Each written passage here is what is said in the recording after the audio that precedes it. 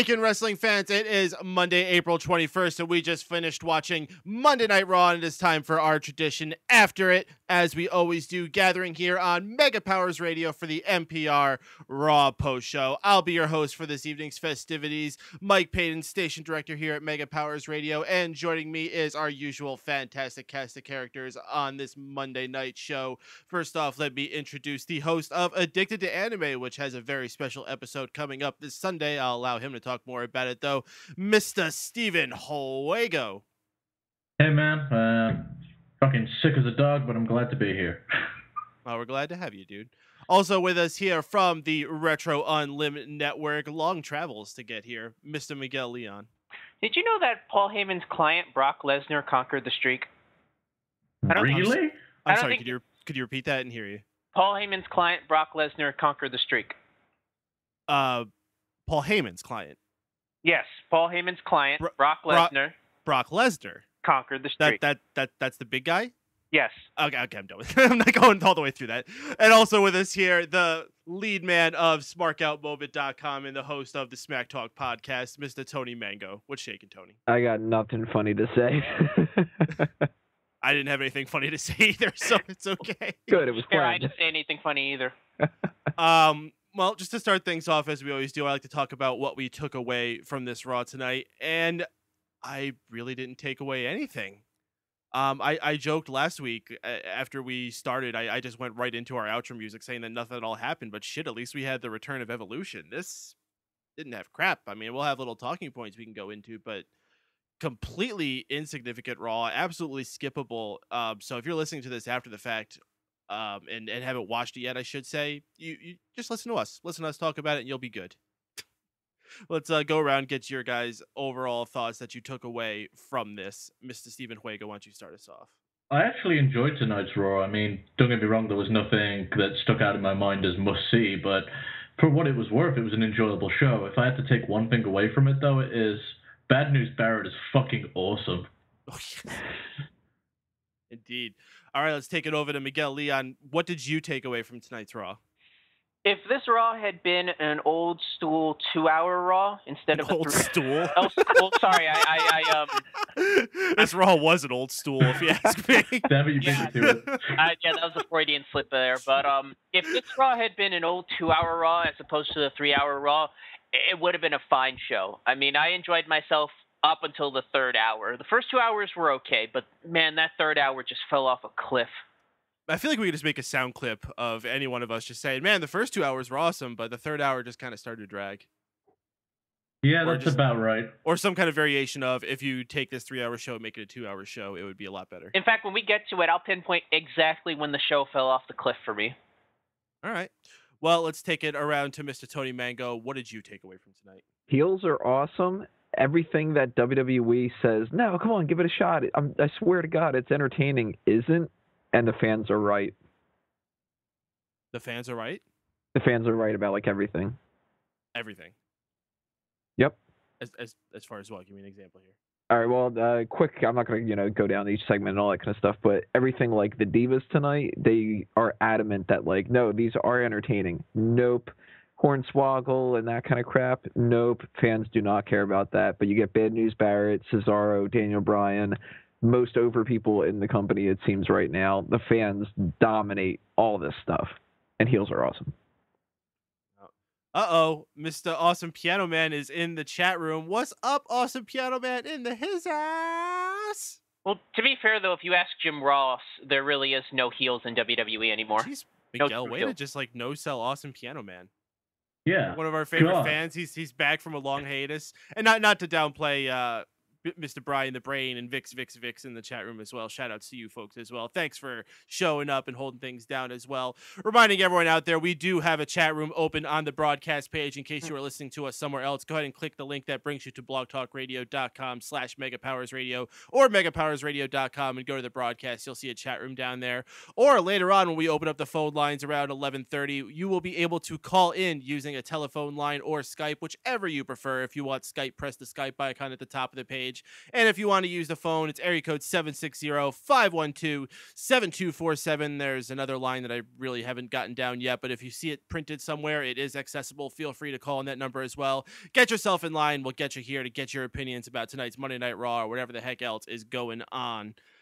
So, guys, usually I like to pick one big segment to start on, but I guess there really isn't one, so let's just go ahead and go to the beginning. I was a little late getting home, but from what I saw, this first segment seems like, well, first off, let's just say Daniel Bryan's back after his little, what do you call it, honeymoon with Brie Bella after their marriage. So congratulations to the happy couple. We open up with them on the show. However, they are attacked by Kane, who leaves Daniel Bryan with not one, not two, but 3 tombstones, getting more intense with each one. One of them on the stairs, one of them on the table. Daniel Bryan eventually being stretchered out. And we learn that it is official for Extreme Rules, Daniel Bryan versus Kane. I didn't catch if there's a stipulation to it. I'm sure there will be. It's an Extreme Rules event. But did any of you guys catch that? Was there a stipulation? I don't think they've announced a single stipulation other than the steel cage match. They haven't said anything with the Evolution match. They didn't say anything for this. I think they're not really sure what they're going to do. So right now it's just sort of like, meh, that's a match. Just call it an Extreme Rules match. Yeah, Brian the Brain says it's an Extreme Rules match. Oh, bullshit. I hate that garbage. I'm going to trust the Brain. That pisses me off. Well, you hit the match or Brian? No, not Brian. I hate the whole WWE. He says it was posted on WWE.com. That's a pretty reliable source, I would say. No, I trust Wikipedia. I trust Wikipedia. Yeah, so let's get your guys' thoughts on this opening segment. We'll start with you, Wago, because I don't think you were there either. But did you watch on your DVR after you got home? Yep. The only things I really skipped through tonight was Fandango versus Santino for the 1000th time. But as far as the opening segment goes, I enjoyed the mic work between Daniel Bryan and Stephanie, and then the tombstones they were fun, but I think they dragged it out a little too long. It became one of those awkward beatdowns more so than it should have been one of those, Kane just kicked the shit out of him beatdowns. So, which they've been doing a lot of lately. It feels like they've really been extending these beatdowns for like, it feels like forever with some of them, especially like the one Triple H did on Daniel Bryan or the Brock Lesnar one on Big Show at Royal Rumble. I just felt if you did the tombstone on the steps and then just chokeslammed him through the table, it would have been a lot more impactful. I want to pull a couple comments here out of the chat room. Awesome Piano Man saying, condolences to Daniel Bryan's family for Daniel Bryan's dad and respect to him for showing up for the fans. I didn't know anything happened. That definitely is, I'll second that. Condolences to the family and definitely props to Daniel Bryan for showing up. Well, that's why he was written off the TV in the first place, is he needs time off to set up the whole funeral and whatnot. Oh, that's awful. But, and also James Baelish with another comment I did want to touch on. He says he likes how Brie Bella came out with her husband Daniel Bryan. Really the first time we're seeing the two of them arm in arm standing there with each other, not on Total Divas, but on Raw. So I thought that was neat to see. Shouldn't they be calling her Brie Bryan now? That'd be so fucking awkward if they do. Yeah. Miguel, did you catch this first segment? I did. It really just had two aspects of WWE that I really don't like. One is the overlong beatdown, and two is side characters not knowing when to shut up and let the moment sink in. Case in point, Stephanie constantly having to chime in going, "No, Kane, stop it. I'm like, oh God, it ruined the moment. And it was bad enough that the moment went on way too long. Like, honestly, after the first tombstone on the steps, you could have easily just stopped it. And they brought the stretcher out and they were slowly moving out. It's like, all right, this was a long enough beatdown. It was okay. It was a little annoying with the voice, but it was fine. It got the point across. But like Wago said, WWE just doesn't know when to stop, and they just kept going. And the side noise and just it was a cluster. It to me really set a bad taste in my mouth for the rest of the night, in all honesty. See, I was fortunate to only see it in the replays, which was just pretty much quick succession of tombstones. So it was a lot more tolerable. So I can't really understand what you're saying, but if you're explaining it that way, I totally get it. Which replay, the first one or the 700th one? Fuck me. Tony, what'd you think about this opening segment? At first, I was liking it. I didn't really like the whole Stephanie thing, like when Miguel was saying. That is really bothersome. But I liked the idea that he had given him that tombstone over the steel steps. But man, when they did that one on the commentary table, that took it away from me. If that would have broken, it would have looked cool. But since it didn't, I was just like, crap. Man, those like, tables are so fickle. They seem like they will break so easily if you're not supposed to, and then if you are supposed to, and it's supposed to be like this awesome spot where, oh my god, it crashed and like this person's terribly injured, then that's when it doesn't break.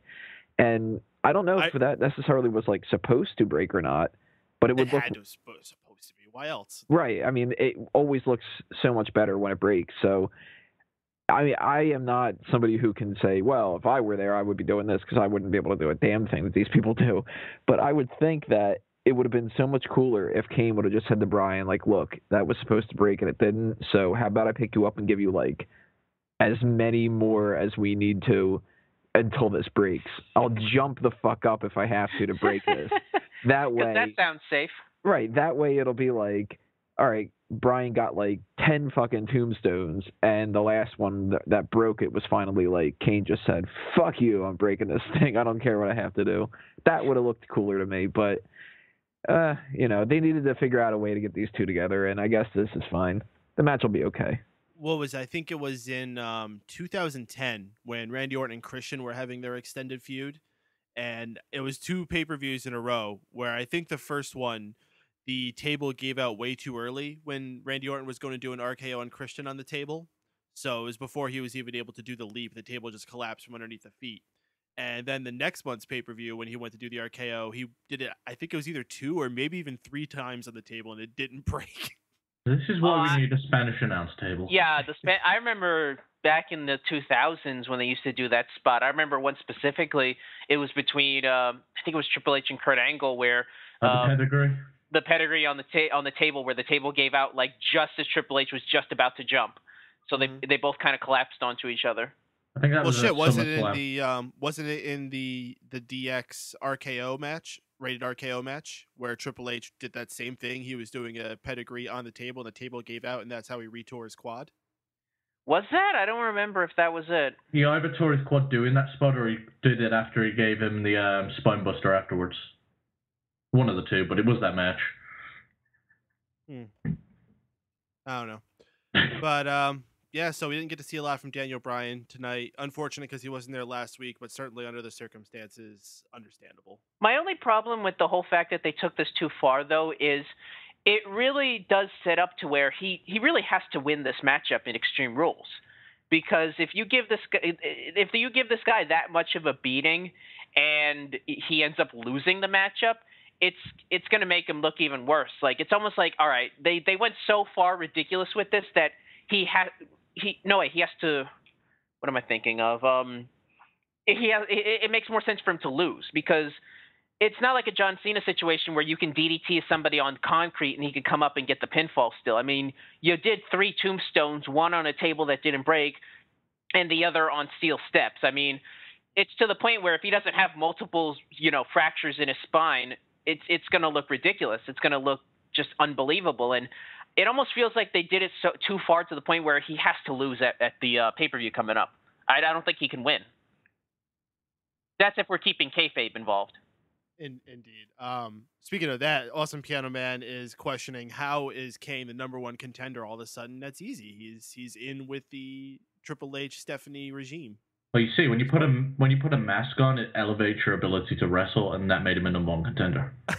Why doesn't that work with Rey Mysterio then anymore? Did you not see how that made him jump 20 spots on the power rankings? That's how it works. Well, to be fair, Rey Mysterio's been wearing it a long time now. Now it's just got stale. That's really sad. And I made this comment. I think I made it to Burhan, and I made it to another wrestling post online. It really shows how much of a lack of main eventers we have in the WWE, because it seems like everybody that could have been slotted into that main event spot is being jobbed out right now. I mean, if you looked at last year, you could have slot maybe a Ryback into there, an Alberto Del Rio, maybe a Dolph Ziggler, maybe a Cesaro, somebody in there. But maybe with this, aside from Cesaro, everybody else is either doing something or they're just not on the same caliber anymore. And it really is telling that in 2014 we're still relying on Kane as the number one contender for a WWE title. I actually think it makes perfect sense. If I were to be on the creative team, this is exactly what I would have went with. Because Kane's somebody who he has some kind of history with Bryan, and you don't really need to put a whole lot of effort into it. You could focus more on the Shield and Evolution stuff, which is really the selling point of this whole pay-per-view. And you know that Bryan's going to win his match because he's not going to have another title win where he loses at the next pay-per-view. So if it's already a guarantee that he's going to win it, you might as well just kind of do the easy thing. And you can build up somebody like a Cesaro or whatever for SummerSlam or Money in the Bank or another one of those where you have like a little bit more time to do it. Yeah, I'm okay with these type of opponents too, because not every person he's got to fight is going to be a John Cena or a Batista or a Randy Orton. It can be an upper mid-card guy, and someone like Kane is the perfect person to feed to him to get him over. Plus, if any pay-per-view is going to be the time that you're going to do a throwaway match like that, Extreme Rules where you've got gimmicks all over the place is the best one. Next one after that. I wouldn't even call it a throwaway match. I mean, once upon a time, you used to rotate the guys who your champion faced. He didn't face the same guy for 3, 4, 5 months in a row. Right. So I like this, shake it up. Okay. All right. Yeah, maybe all right. I guess if they're going to put anybody in there, I guess Kane makes the most sense. I don't know. I mean, we've seen every angle of Kane there is. It's just I can't care any less about this matchup, and that's unfortunate because it does seem like they're really giving it their all. But like I said, we've just seen it all before in the past. All right, guys, let's move on from that first segment. Correct me if I'm wrong. Was there anything else between that and the Sheamus Bad News Barrett match? No. Okay, excellent.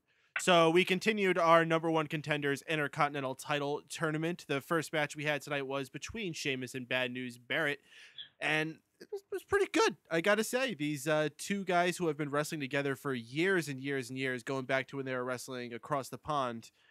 Bad News Barrett getting the victory here. The fans firmly behind him, going crazy when he hit the bullhammer. I missed his entrance, but apparently he had pyro tonight. So I think you'd have to be a fool not to be 100% behind Bad News Barrett, especially seeing that Cesaro is not a guy continuing in this. This looks like he's got this in the bag. But let's go around to get your guys' thoughts on this. Tony, start us off. Oh, man. Best match of the night. Best pop of the night when he got that pyro entrance, which is fucking awesome. And totally called this. I really am excited for Bad News Barrett to be the new champion. I like Big E, but BNB's like fucking awesome right now. That's another example of what I had mentioned earlier with the big takeaway of the night, where things that WWE have been trying to convince us about and the fans aren't really being that receptive to, really were showcased tonight. Sheamus is one of those. For the longest time, they have been adamant that Sheamus is like a huge guy that we should really care about. And who's the one who gets the cheers tonight? Bad News Barrett, a guy who they virtually ignored for the most part last year and ended up having to create a really kind of ridiculous gimmick in a lot of ways. But that got over so much better than Sheamus ever has, it seems. And it's funny to see, like, Sheamus is a babyface going into this, the former, multiple-time world champion, a guy who really everybody should be behind. And you give Bad News Barrett some pyro, and everybody's like, dude, the best thing about this whole thing is what Bad News Barrett's got pyro. I think that's awesome, though. I'm a big supporter of this segment. I thought it was probably the best part of the whole night. Man, and remember where Wade Barrett was at this time last year? He lost the Intercontinental title on the pre-show of WrestleMania. To The Miz, who did nothing for the rest of the year. Well, then it got it back the next night, but then just continued to have an absolutely meaningless Intercontinental title run. Here he is gearing up, most likely to get the number one contendership for it, and he already means more than he did while he was the champion last year. Who did he drop it to last year? Was it Curtis Axel, I think? He lost it in a triple threat, I believe. Oh, that's right. How forgettable he came after that, too. With Curtis Axel and The Miz. Yeah, the new best in the world. Hey, he was still on the show tonight. Where's CM Punk? Huh? Yeah, exactly. True. Indeed. Biggest work ever. Miguel, what'd you think about this matchup, dude? I mean, talk about a complete 180 of where this guy was a year ago. I mean, I was complaining here on the show, well, not this show, but on a Smart Out Moment that, I just was not getting into the Bad News Barrett gimmick. I thought the comedy written for him was just really poorly done, as WWE comedy usually is. And it just proves that when you let the guy go out there and just do his thing and entertain the crowd with his work ethic, you can get him over. I think people just respect the fact that he's an entertaining guy in the ring. He goes out there, puts on some solid matches, and the crowd is really receptive to that. He's got a great personality out there. He's got the charisma for it. And I think it really has won him over with the fans, more so than the actual Bad News Barrett gimmick itself. As far as the match of the night, in my opinion, I think these guys just went out there and it was a solid matchup. It wasn't, them going around doing flips in the air or anything like that. It wasn't chain wrestling. It was just two guys going out there just brawling and beating each other down. And it was quick-paced, it was entertaining, and I'm really glad that Barrett got the win. I mean, to me, Sheamus at this point has had his run. To me, I think he's going to be one of those upper mid-card main event guys that kind of like where a Kane is now, where if you need him to fill up a title slot or to fill up a sixth spot on like an elimination chamber, things like that, he's going to be your guy there to where you put him in there and it won't look odd. So I'm glad that I'm glad that they let Sheamus put the guy over in terms of this Intercontinental title shot, because to be fair, I really don't want to see Sheamus with the Intercontinental title. All right, folks, we're going to be opening up the phone lines in just a moment. The chat room's already burning up hot, so if you're missing out on that action, make sure you get on the broadcast page and scroll down to the chat room. But the phone lines, as I said, opening up in just a couple minutes. Get yourself in line. Area code 760-512-7247. You can also dial in using Skype by pressing the little Skype icon at the top of the page. But before we take on our first caller, let's turn it over to Mr. Tony Mango for your opinions about this Intercontinental #1 Contenders tournament matchup. You already asked him his opinion. I did. Who do I have left? We gotta go to Wago. Steven Wago. Okay, sorry. I knew I had one person You're left. good, I'll forgive you. As far as Wade Barrett's situation goes, I was an advocate for turning him face with this gimmick, and the more I see of him, I want him to still act like a heel, because I think if he ends up playing towards a babyface crowd, it's not going to come off the same way.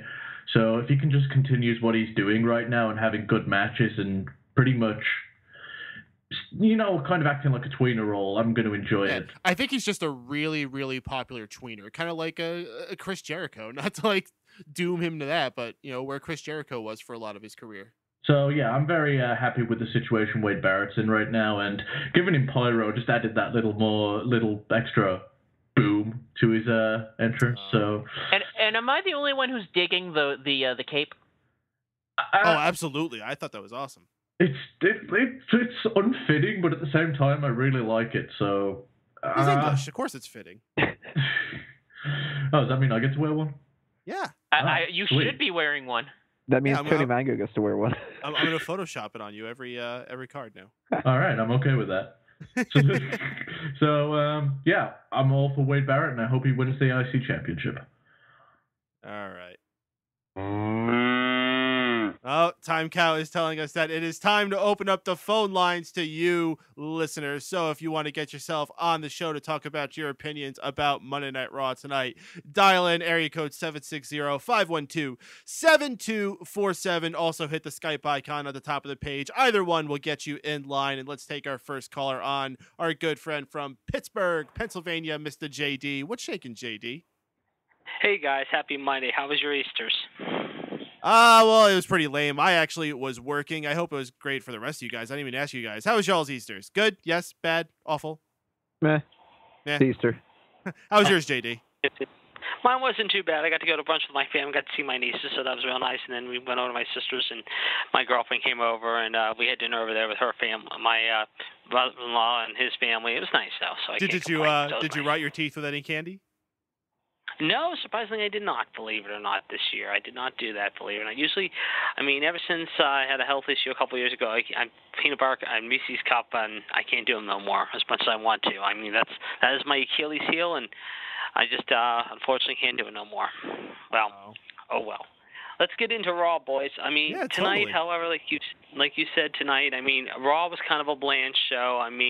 Personally, in my opinion, I think it was absolutely I don't know, unless Daniel Bryan maybe told Vince or Stephanie or Triple H, whoever, that I want to go out there in honor of my dad and do this. However, I mean, I think it was classless the way they opened the show. I think it was absolutely stupid. And once again, it shows that Stephanie McMahon, in her screechy mouth, loved to get any way possible. Kane, don't do that. Kane, don't do that. Meh, meh, meh, meh. And then, of course, speaking of big mouths, however, we have to obviously have Triple H have his little butt boys, Batista and Orton, kissing his ass every turn, thinking, oh, we're so popular because we're Evolution. We're so popular because we're Evolution.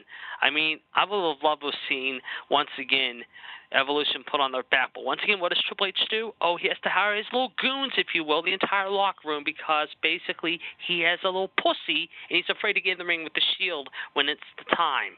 Well, guess what, Triple H? You're going to get your ass kicked at Extreme Rules, buddy. And the Shield are going to make sure that, because obviously your little butt boy Batista is off promoting his little big movie, and that's why he's taking some time off now after Extreme Rules, if you ask me. Who's going to be there to help you out? Oh, that's right, your other buddy, Randy Orton, who's been kissing your ass pretty well. How's that taste, by the way? Give me a break. I mean, it's time. I've been saying for weeks, it's time for Vince to get back on television and just end this goddamn authority thing. Enough is enough already. Seriously. If we had a ticker across the screen, I think hashtag buttboy would be trending right now. Yes. I mean, it shows every week that Triple H, I mean, has his little two butt boys kissing his ass and wiping it for him. He's like, Orton, Batista, do my dirty work for me. Stephanie, why don't you take care of this for me? Oh, that's right. You have, basically, you're the mother and wife of my kids, however. You're kissing my ass, too, or basically I'm kissing your ass and making everyone's life a living hell.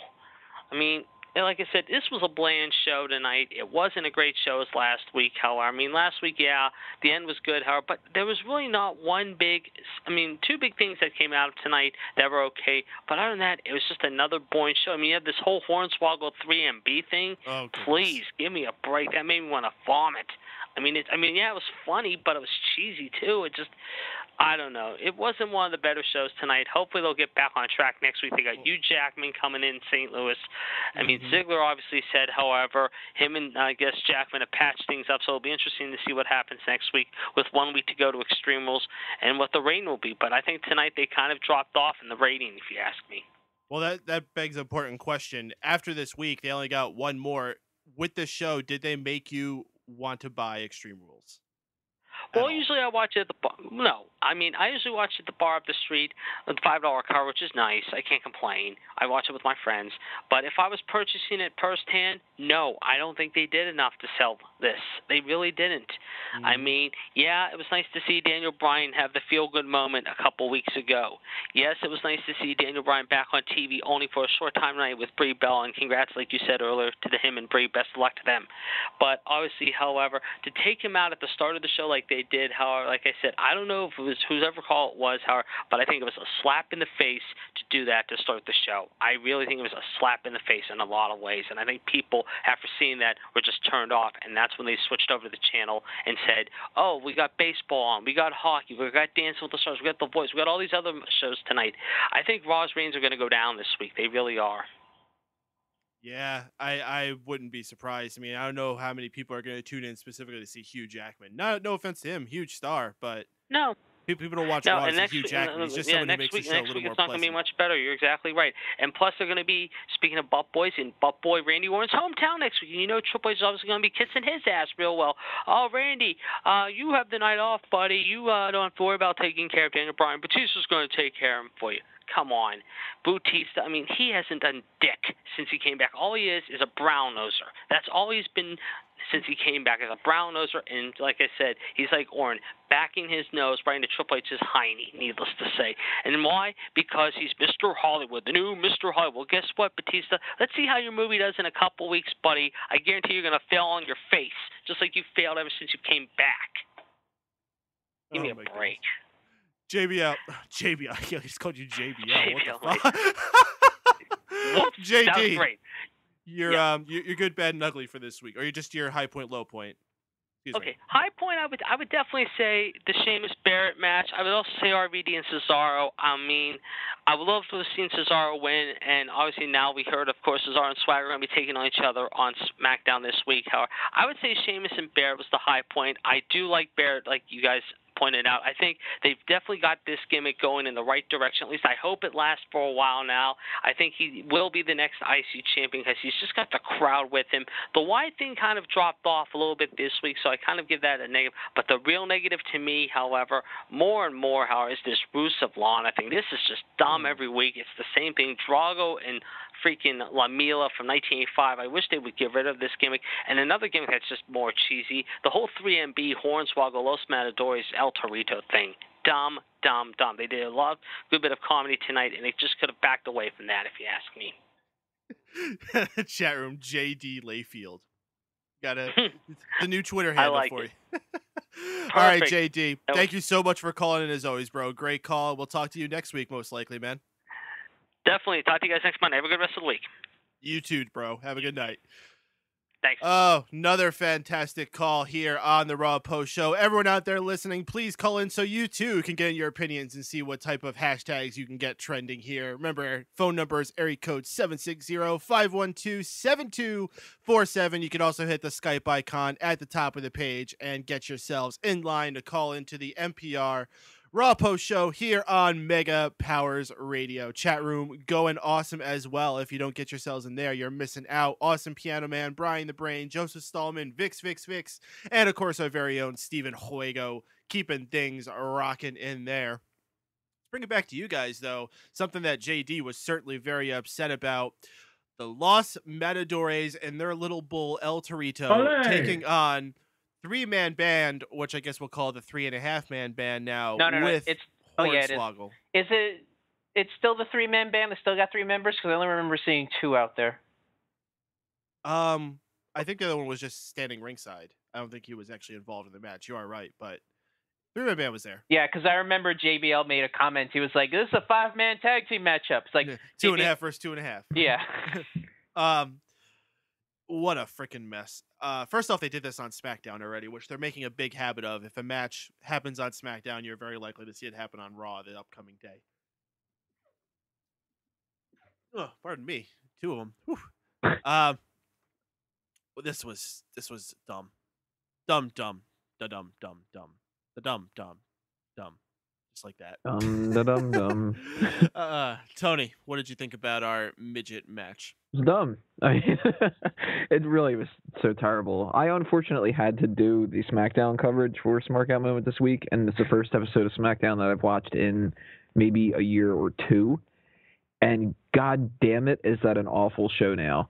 And I had to sit through this crap Friday. So the last thing I wanted to see on Monday Night Raw was footage of what I saw and then a repeat of that same stupid ass segment. This is terrible. And I had to go specifically out of my way to write that down as like potential for worst in a lot of categories for the end of the year awards. Just garbage. Hey, do you know Dylan has a movie coming out? Ugh. Yeah, if you didn't know, there's a reboot of the Leprechaun movie franchise.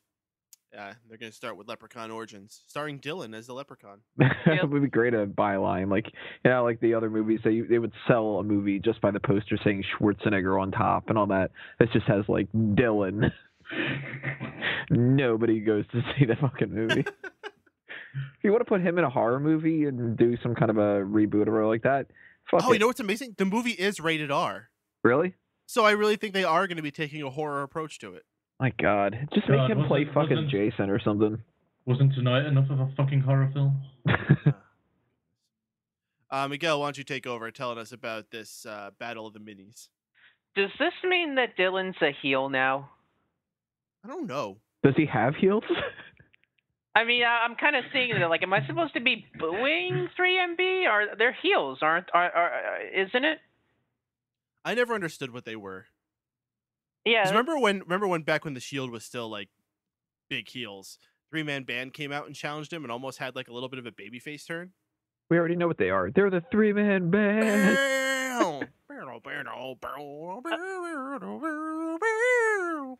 Sorry. All right. Just got in the moment. I'll say this. On paper, the members of 3MB that they had, McIntyre and Jinder Mahal versus Los Matadores, could have been a solid matchup as is. I mean, I don't think those guys are terrible workers. I don't think they're great workers, but I don't think they're bad in-ring performers.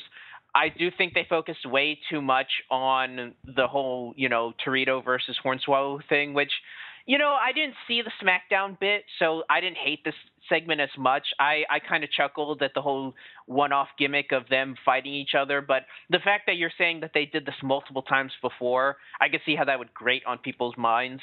I mean, it was bound to happen. When you have two of the same thing in the WWE, they're going to put them together at one point. So I knew sooner or later we were going to get a Hornswoggle Torito matchup somewhere down the line. So I'm kind of resigned to it. I'm like, all right, it was going to happen. At least they have him with 3MB, so it's not, two baby faces technically, so it is what it is. I'm not saying I hated this matchup. I would honestly, morbid curiosity wise, I'd like to see these guys actually have a solid matchup by themselves. Give them a smaller ring to work with, because obviously it's going to be hard for them to work in that big ring, but you give them a small enough ring that they could really do their moves about. Who knows? Maybe they could really pull off some interesting stuff. We don't know. We've never. Just get one of those inflatable little rings and stick it in the middle of the big one. You hear that, Drew White? The WWE might be calling for you. Bounce houses. Bounce houses. I'm sorry. I think I'm suffering from Bell's palsy. My mouth is all over the place. I definitely want to see a bounce house at Old Stool Raw sometime. Yeah, I think I might have Bell's palsy. I'm sorry. Oh, it's okay. Wago, your thoughts about this match? So, there were midgets. It was shitty. I'd rather watch Samuel Shaw. This segment would have been awesome in like 1999 when midgets were cool. Midgets were cool in 1999. Yeah, man, there was a whole Oh yeah, like Kid night... Rock had a midget, and then there was that like one black midget who was in all those movies. Yeah, Stern had a midget. And then we realized they're freaks and we should hate them. Yeah, we had Wee-Man in there. I mean, there was a period in the late 90s to the early 2000s where midgets were just they were awesome. Midgets are kind of making a comeback, though. I mean, you got like Peter Dinklage becoming a really big deal, and now WWE has not one but two midgets. You can have the reboot of Leprechaun. Maybe we're coming up to another midget renaissance. I got it. Next year, gimmick battle royal. Instead of the Andre the Giant one, they go the total opposite for the smallest people, and you just have like Mini Me and Max Mini. It's the Max Mini Memorial. Right, exactly. They get, Bret Hart and Mini Booker T back. You know what the problem with these midget fads are, though? They're very short-lived. All right. I wish I had my rim shot sound effect here. All right, guys. We got another caller on the line, so let's go ahead and open that up. It's another friend of the show, Brian the Brain. Y'all know him from the chat room. Let's get him on here. Brian, you there with us? Yeah. How's it going? Absolutely tremendous, bro. How you doing tonight? Good. I just wanted to say I just really do not like seeing El Torito get the pin on. Thanks, Brain. Sorry.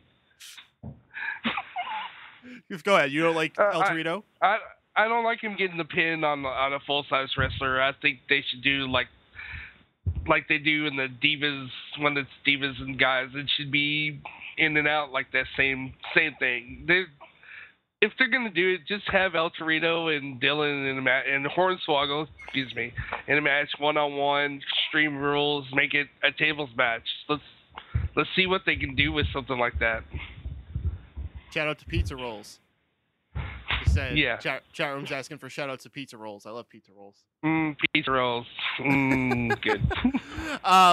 Man, we could harp on these minis all day, but I want to ask you, Brian, was there anything positive you took away from Raw tonight?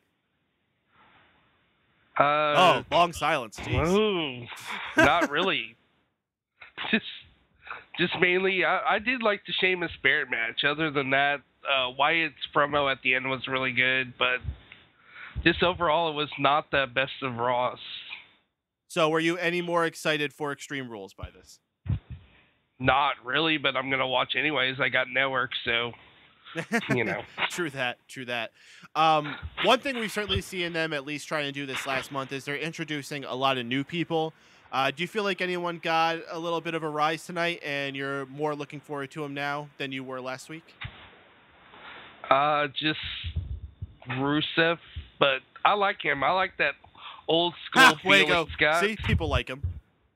I do. I don't know why he's just got that puny body puny lower body, huge upper body, and it just kind of reminds me of the wrestlers from like the 60s and 70s.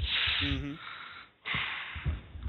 And then of course no boots. That's kind of a throwback thing too. Oh yeah. You know, other than that, I did matches. Like Kane. Kane was good tonight. Kane of old, kind of destroying Daniel Bryan. I didn't particularly like the fact that they went a little too far with it. Mm-hmm. Oh, and Swagger's new Siren song, that was good. I mean, Cesaro's, excuse me, new Siren song. I'm indifferent on that, but that's cool. Someone likes it, so we're gonna have a difference of opinion on that one. We'll talk about ours more on that one. Geez, what else happens? I just wish that we had one big thing we could go into a conversation with everybody about, but I'm kind of just like picking at the pieces of what I have in my notes here. Cody Rhodes is someone we got to see a little bit of a development from. Finally getting frustrated with his brother. We may finally see that Rhodes versus Rhodes matchup. What do you think about that, Brian?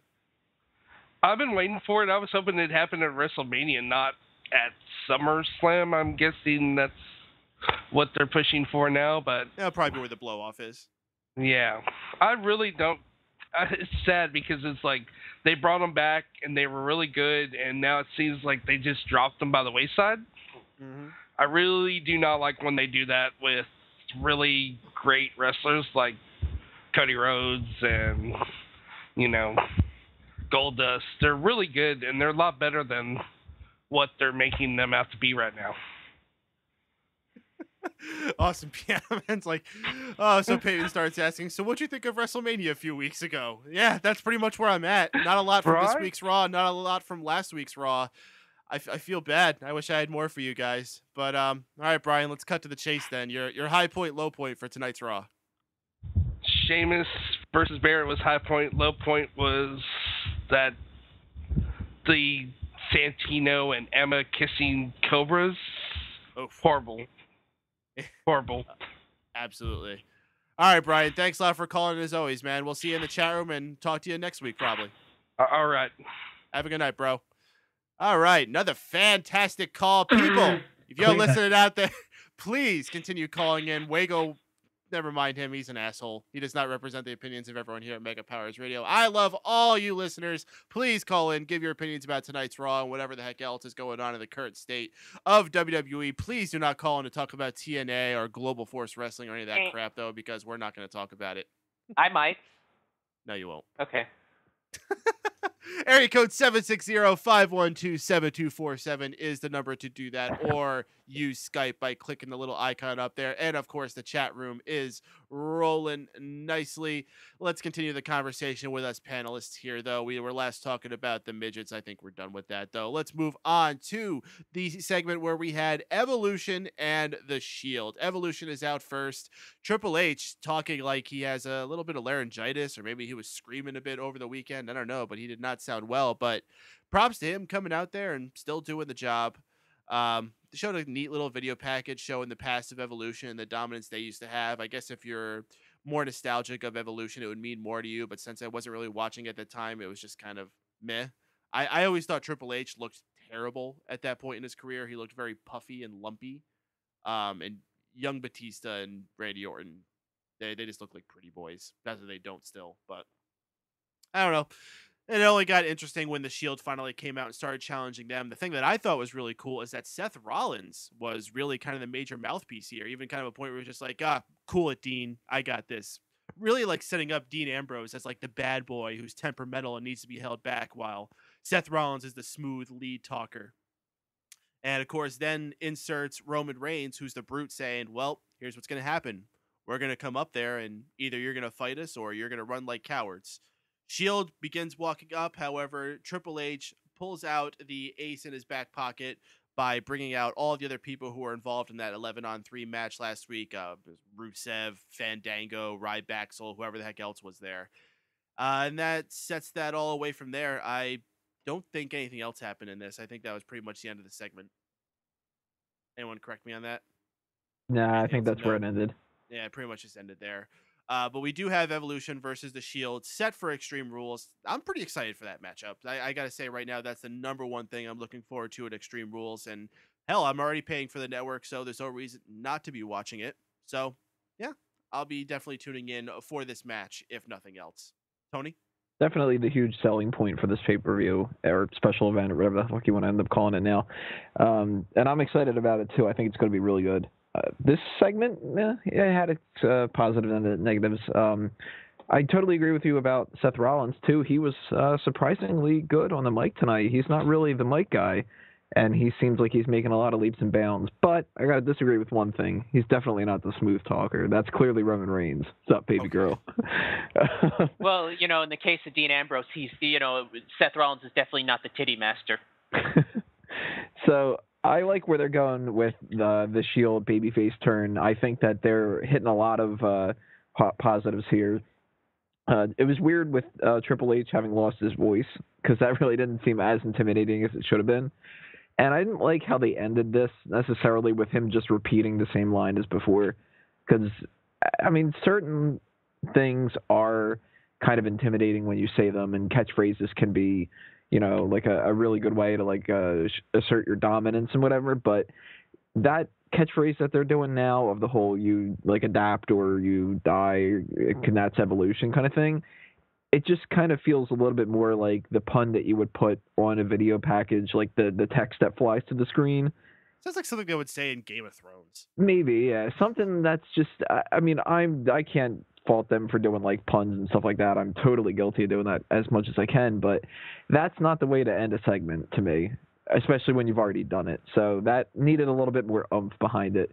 And I would have liked to see maybe the Shield just go, hey, fuck it, let's just go after them anyway, or something like that, and maybe get their ass kicked, maybe not. Maybe they figure out a way to bring some chairs in and to hell with those other people or something. But the end of it's a little bit weird, but hey, you can't really have them interact too much until the pay-per-view. Yeah, totally. Wago?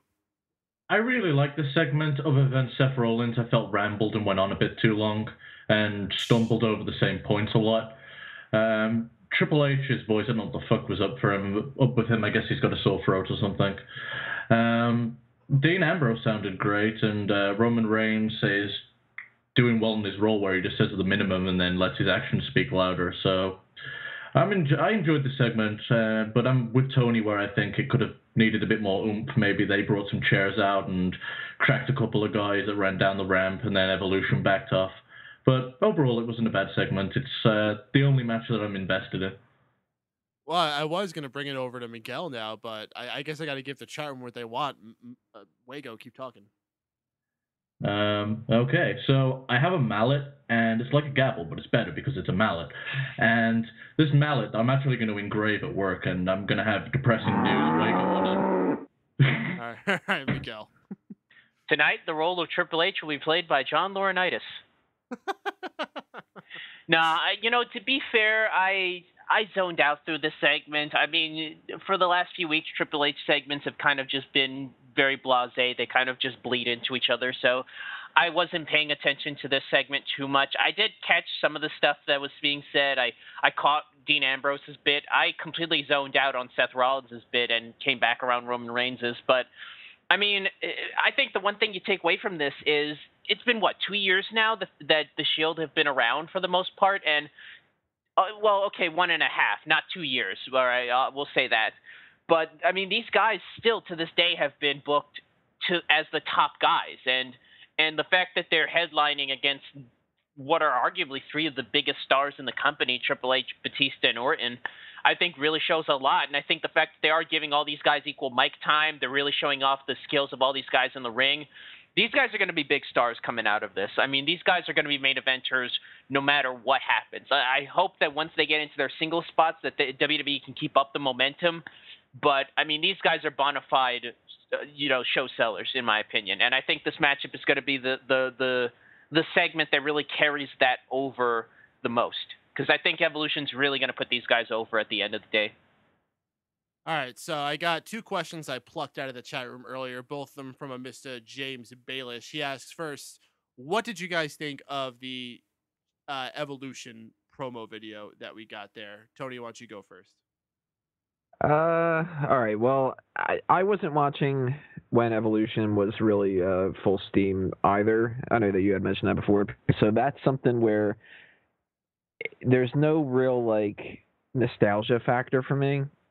I do like Evolution, and since I've caught up and rewatched things from the past and everything, I probably would have been really into Evolution, and that might have actually even changed my opinions of Batista. Because if I would have grown into the Batista character, maybe I would have been a bigger fan of him over these past few years. The video package, it did its job, and it's okay that they're throwing that out there for it to really refresh the minds of the people, but I thought it was a little bit awkward seeing it because for the most part, you can tell that these guys have aged, and some of them have aged, pretty good. I mean, you look at them now, and they don't look like they're beat to hell or anything like that, but oddly enough, Triple H kind of looked like out of shape in the video. Yeah, he was bloaty around then. Right, and I thought that was kind of awkward because it was just like, let's show you all the destruction that we did when Batista had hair, and when Orton had hair, and when Triple H had an extra 30 pounds, and when Ric Flair just sort of popped up and flopped around like an idiot. And wooed once in a while. Right. So that wasn't the strongest selling points doing that, but they needed to refresh the mind, so that's okay. Miguel, what'd you think about that promo video that we got from him?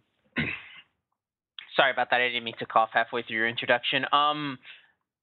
First off, it made me realize how old I was because it dawned on me that it had been 10 years since Evolution had debuted. So I was like, man, I'm old because I actually was a fan when Evolution was around. I was still watching WWE around the 2004-2005 time slot. So I do remember strongly of when Evolution was kind of on top, and at one point they were one of my favorite acts. So to just think back that it's been 10 years basically since then, it's amazing. And you could tell in the case of those guys. I mean, Batista looks nothing like he does now. Orton looks like a kid in those videos, and Triple H obviously has hair. So it really was jarring. One thing I did notice, correct me if I'm wrong, but did it seem like they were going out of their way to edit the video so that you didn't see Ric Flair that much in the video? I wasn't particularly looking for that, but it could be. Yeah, I was like, all right, I know Flair is kind of on the outs with WWE in a way. Are they going to show him at any point? And I noticed that the way they were cutting it seemed like they were purposefully trying to cut Flair's bits out, that they were just trying to profile Orton, Batista, and Triple H, which I don't know. That can go either way in terms of how I feel about it. In terms of the actual bit, I mean, it was nice to see some of that old footage. It did nothing for the now. It didn't make me love or hate Evolution more now than it did beforehand. So it was in and out. All it did was just make me feel old. Awesome Piano Man's backing you up. He did notice that there was a less amount of Ric Flair than you would have expected. But anyway, we got 2 callers in line. We appreciate your patience. Please just hold on for one more minute. We got one more panelist opinion to get here. It is the chat room's #1 favorite this evening, apparently. Yeah, I have no fucking idea why. They pick favorites different every week, so don't get too full of it. It's fleeting. But anyway, their favorite for tonight, Mr. Fuego. So yeah, it was neat. Can we make that a weekly segment, host of the week, where the fans get to choose who's the host of the week this week? Don't encourage them. Yeah, don't encourage them. Make it a thing, chat room. That's going to be a new thing now. Host of the week. But as far as the Evolution package goes, I thought it was well put together, though I didn't like the fact that they cut Ric Flair out. I understand that he's not around right now, but it's part of the whole group, and it was the whole past, present, and future thing. It really, as far as Triple H, how he looked, I think it's more to do with the fact that he didn't have the beard back then, and when you look at him, it makes such a huge difference. Overall, great package, and it was nice having a bit of nostalgia to live back on. Clearly, Big E's got the bigger package. I had to throw that out there. Okay, then, Paul. Oh, goodness gracious. All right, well, let's start bringing on these callers here. We got a caller from the 337 area code. Caller, tell us what's your name and where you're calling from. Hi, this is the guy that got banned in the chat room. You got banned? Yeah, I totally got banned. They won't let me talk no more. You muted him. Who? I got muted for so much Wago love. Thanks, Mega Powers Authority. Oh no, I didn't do that. You probably got muted for spamming so much. You were probably typing so much that it automatically muted you. You I didn't sound mute like Triple H. anybody. I don't even and have. Stephanie I McMahon. can't even mute people from this chat room I'm using. I have to open up the new window, which I'm way too lazy to do. Hashtag free Stallman. Don't it's hold pretty much- down Daniel Bryan / Mr. Wago. Whatever. I believe it unmutes you in like 10, 15 minutes or some crap like that. So just be patient. My question's actually for Wago. Uh-huh. Wago, if you could book WrestleMania, wow. Someone fire JD / Miguel. If you could book WrestleMania for the next 10 years, who would you book in the main event for the next 10 years? Go. CM Punk versus Dylan. Please go on. Tell us more. Talk for 10 minutes, Wago. Mallet on a pole match. Can you really get those two, somebody like Dylan, to do anything on a pole? I don't know. He spins that jacket around nice. He could be Why on don't a we pole. just put a Dylan on a pole match? No, you watch, man. That's what this is leading up to. The whole Torito Dylan matchup. It's gonna be some type of pole match. Just because Vince is that vindictive. I think the top rope is like high enough for him to have to reach. You could do that tadpole splash. It's not that impossible. Get a bunch of step ladders. On a serious note, if I was going to do 10 years of WrestleMania 1 match, it'd be Cesaro swinging Hornswoggle around. Every year for 10 years. Hour. Yeah, for an hour every year, and see how far he can, like, how many rows he can throw him into. Oh, I got unmuted. Yeah, all right. You don't need to be on the phone anymore. Goodbye. No, I'm kidding. Joe, what did you think about Raw tonight, dude? I thought whatever Wago thought. That was all I wanted. I wanted Wago to talk for 10 minutes. I'm good. Y'all have a good night. Good luck. Awesome Piano Man. Glad to have you back. Chat room rules. All right. Well, another interesting caller here on the Raw Post Show. We got another person on the line here. Let's get them in. Caller from the 240 area code. You are live on the Raw Post Show. What's your name and where you calling from? Hello, this is Jeff. I'm calling from Hagerstown. Jeff, what's shaking, bro? What'd you think about Raw tonight? Well, I kind of think they're like with Evolution. I don't think they should have gone with Evolution versus the Shield. Like I thought, like with WrestleMania, with how Batista and Orton had that triple threat with Daniel Bryan, that they would have gone like with another triple threat or something like that instead of doing Evolution versus the Shield, because it doesn't seem like it would really fit with Evolution versus the Shield. Like I kind of thought it would be Triple H and Billy Gunn and Road Dogg versus the Shield more than Shield versus Evolution. Well, let me ask you, don't you think this is very beneficial for the Shield, especially fresh into their babyface turn, to face three big names like they are with Evolution? And I would have to say that they're the favorites to probably come out of this with a victory. Don't you think that would really propel them to even bigger superstar than they already are? Well, with that whole rumor that, like, with Roman Reigns being, like, supposedly going to get pushed up more, I kind of thought they would have, like, somehow broken up the Shield by now and maybe have, like, them face each other or something, since supposedly that was the rumor going around that they were going to push Roman Reigns into more of a starting role than on his own, since how he started this year and everything. Well, you can never believe what you read on the dirt sheets, dude. Always got to take that stuff with a grain of salt. Plans change, and sometimes they're just plain wrong. You kidding me? I believe everything scoops.com says. It's like Wikipedia. Jeff, are you excited for Extreme Rules? Well, the card looks okay. It's just, it doesn't seem that there are not that many Extreme Rules matches for Extreme Rules to review. Yeah, it's weird from the pay-per-view that basically has stemmed as the thing we use to remember ECW. I'm not really getting an ECW feel about this. Like, the only Extreme Rules match that it seems right now they have is the Steel Cage match with Cena and Wyatt. Yeah, and Really? there's only 1 week left, so they're really going to have to start packing that card in. Oh man, once again, I'm feeling like I'm stretching to look into this be- notes I have to here. be- And there's no big events from tonight's show. Miguel, go ahead. I was gonna say, to be fair, this pay-per-view does kind of feel like ECW, but it feels like ECW December to Dismember. Exactly. All right, Jeff. What was your favorite part of Raw tonight? What was your least favorite part of Raw tonight? Oh, I have to say my favorite part was I had two favorite parts. Well, the one was the White beat down on Cena, Mm-hmm. and how he the White Brave ended the show on that he has the whole world in his hand thing. Mm-hmm. And then I also like the Kane beat down because that was kind of awesome too.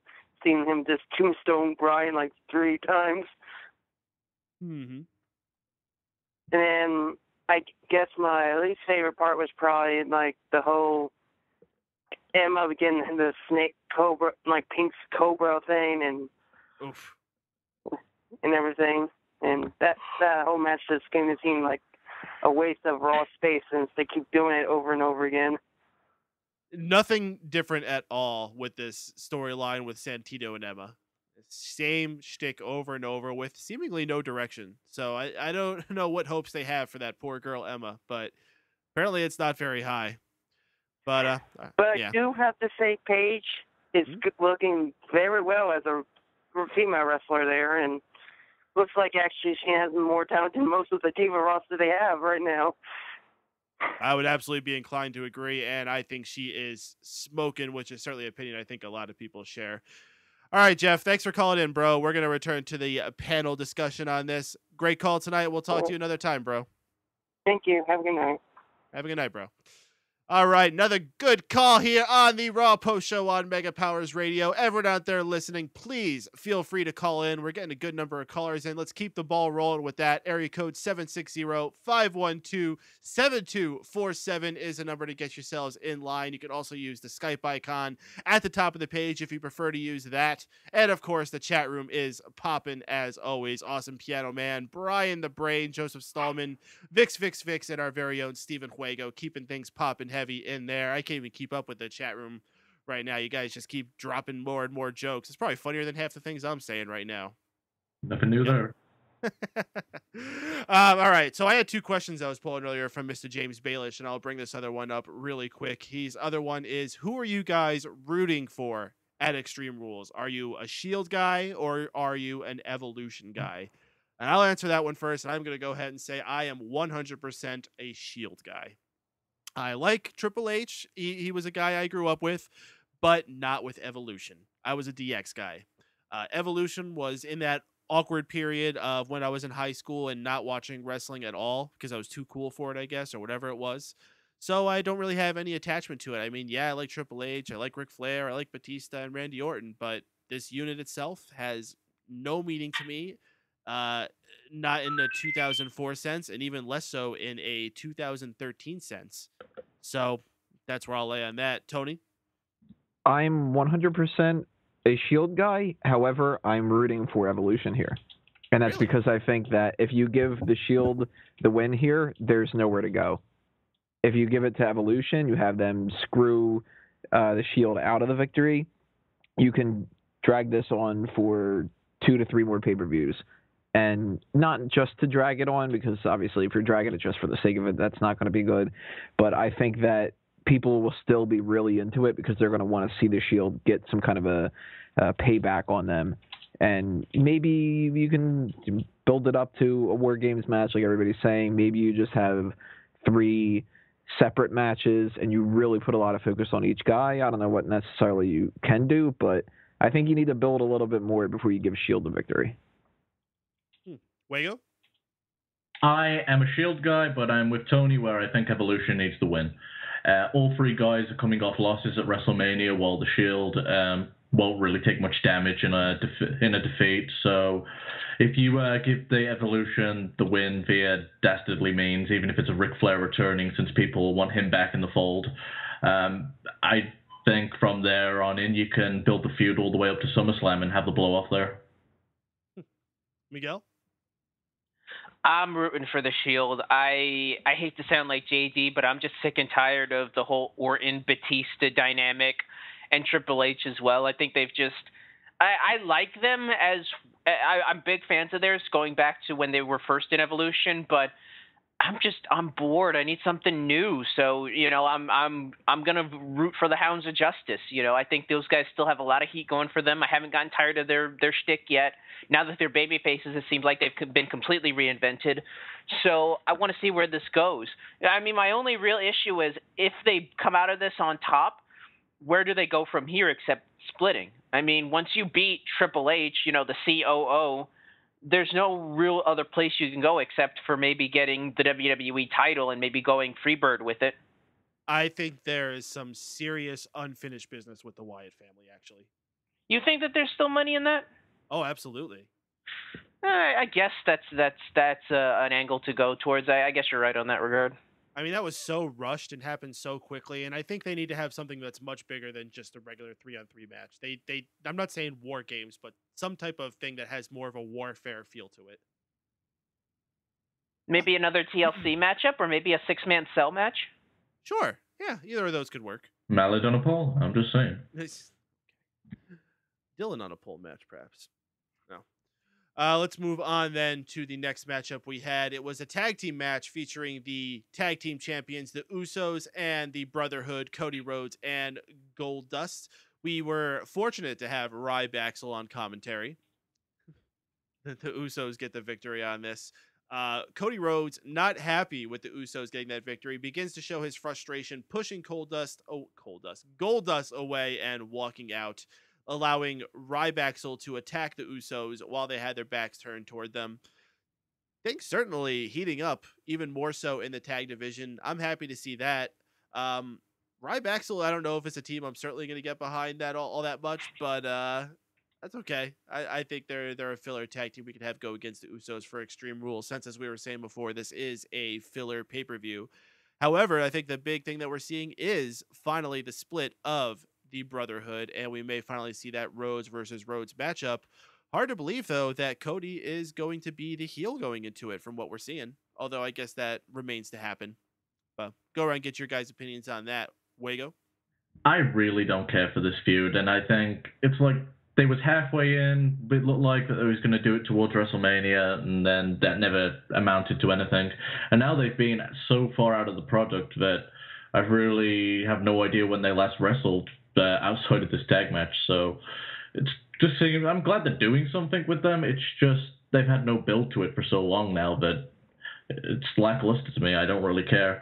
As far as this tag match goes, it was pretty good, and I enjoyed the ending of it. And Ryback on commentary was unique. I actually have a note about that, but I'll do that when we come back around. Tony, what'd you think about our tag matchup here? This actually was part of the night where I started just kind of like doing other things and not paying attention to Raw.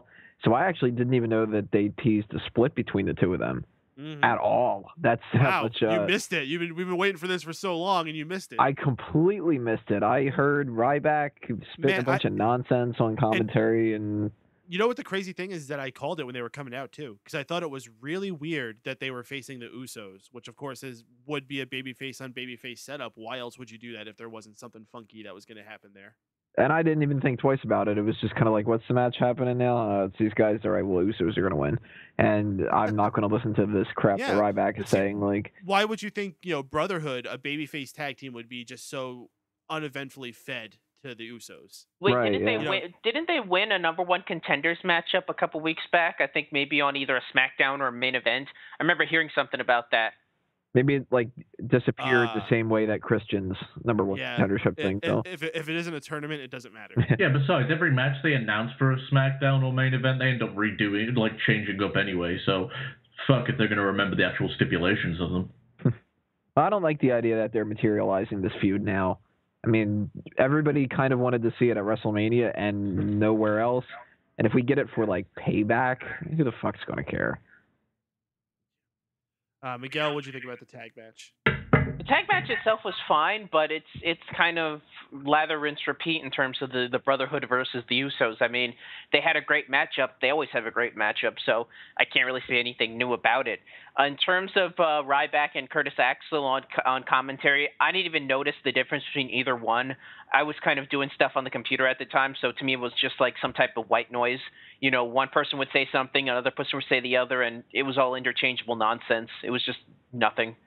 In terms of the Brotherhood split, 3 or 4 months too late. I think people were expecting this at WrestleMania as kind of maybe like a farewell matchup to Goldust, you know, maybe do like a whole build up to that. I think now that season has passed, I think people just don't care anymore. And even if they do this matchup, even if they were to extend this all the way out to SummerSlam and give it, you know, somewhat of a bigger feel, it doesn't really matter. They've been in the WWE for too long as is. The bloom is off the rose. So I think it's fine that they're finally doing something different with those guys, but I want to care more than I do, and I don't. I want to pull a comment from Vix in the chat room. He asks, why was Ryback so polite on commentary? I don't know why Ryback does anything. Ryback just kind of like, he just does things just because, you know. Because Ryback rules. Rybaxel rules. Maybe it's like the opposite at Snickers commercial where they say you're not acting like yourself because you're hungry. Maybe when Ryback's really, really hungry, he needs a Snickers and he becomes really like polite instead of being like or maybe he was fed. Yeah, like maybe that's it. Yeah. Maybe he stuffed his face before they came in. Maybe catering actually brought some good soup and not that gazpacho crap. He actually got well fed. He actually maybe those guys. Sorry, go on. Yeah, man. He doesn't have to say female words like, I'm not all that hungry, thank you. Maybe those people he was bullying backstage, he's just eating now. He's like, feed me. You know what? Never mind. Actually, can I get a doggy bag? Yeah, I'm good, guys. Thank you. Feed me no more. Yeah, I'm trying to cut carbs out. Can you just, yeah. Yeah, can I get a roll of Tums or something? Maybe some Pepto-Bismol? It's bad that we're having more fun doing this than watching that match. Yeah, indeed. All right, we got a caller on the line. I believe this is Joseph Stallman calling in once again. What's this Joker got to say now? Joe? This is Awesome Piano Man. Oh, Awesome Piano Man. I'm sorry we insulted you by calling you that other guy. Oh, that's not very nice. Your name's Miguel, so no sorry, Awesome Piano Man. No, wait, you're Joe. I know that voice. It's no, it is not. This is Awesome Piano Man. All right. Awesome Piano Man would like to say that no one noticed that they called Randy Orton Cream Puff. Did nobody get? I mean, like, he just called him a fag on air twice, but nobody said anything about it. Yeah, I mean, you know, it's better than Butt Boys, I guess. Well, I know, but when they said it, even Randy Orton was like, kind of like, oh shit! Like, I figured somebody was gonna get in trouble for that. I did think that was a little taboo compared to what you usually would hear them use to call each other names. Most definitely. You just called in to tell us about the cream puff? Well, that and Miguel's a cream puff. Wago said so. I did? Oh, it must be true then, I guess. It sounds like something I say, but okay. It's a Wagoism, okay? Chill out. That's it. Thank you. Appreciate it. This has been Awesome Piano Man. Signing off. Oh, my goodness. Hashtag thumbs down. I don't remember where the heck I left off. I actually do have a question submitted from the real Awesome Piano Man. That's his Twitter handle, the real Awesome Piano Man. His question is, of all the NXT debuts of the last few weeks and the ones to come in the next few weeks, who do you think is going to be the most impactful? So just as a quick rundown of the people we got, we have Alexander Rusev, Paige, Bo Dallas, Adam Rose. I feel like there's maybe even somebody I'm missing. A lot of new fresh faces coming up. I'm excited for these times. Go around and ask you guys, who do you think is going to be the most significant, though? Tony? I want to say Bo Dallas. I actually think Adam Rose. And I really kind of don't know why. I've been like trying to figure out why certain people will fit in like certain spots and everything. And there's just something about it that's making me think Adam Rose is going to end up getting over His more. character is so fucking awesome. Like, it's my favorite character I've seen since they got Bray Wyatt on the scene. His biggest detraction, I think, is going to be the fact that his finisher sucks. Adam Rose's? Yeah. What is his finisher? It's like a twirling clothesline. It's really, really lame. Kind of like, what's his name's? I can think of it, Axel. Like that kind of thing. Like just spin around and do something and you're supposed to just get pinned because of it. Yeah, exactly. Uh, It's a really boring, generic, lame finisher, and no one's going to pop for it. If he can get a more exciting finisher, I think he's going to be a total package. I love the character. I love the way he speaks with the accent. I love the entrance. I love the music. I love the catchy whoa, whoa, whoa, ho, ho. I think that's going to catch on huge.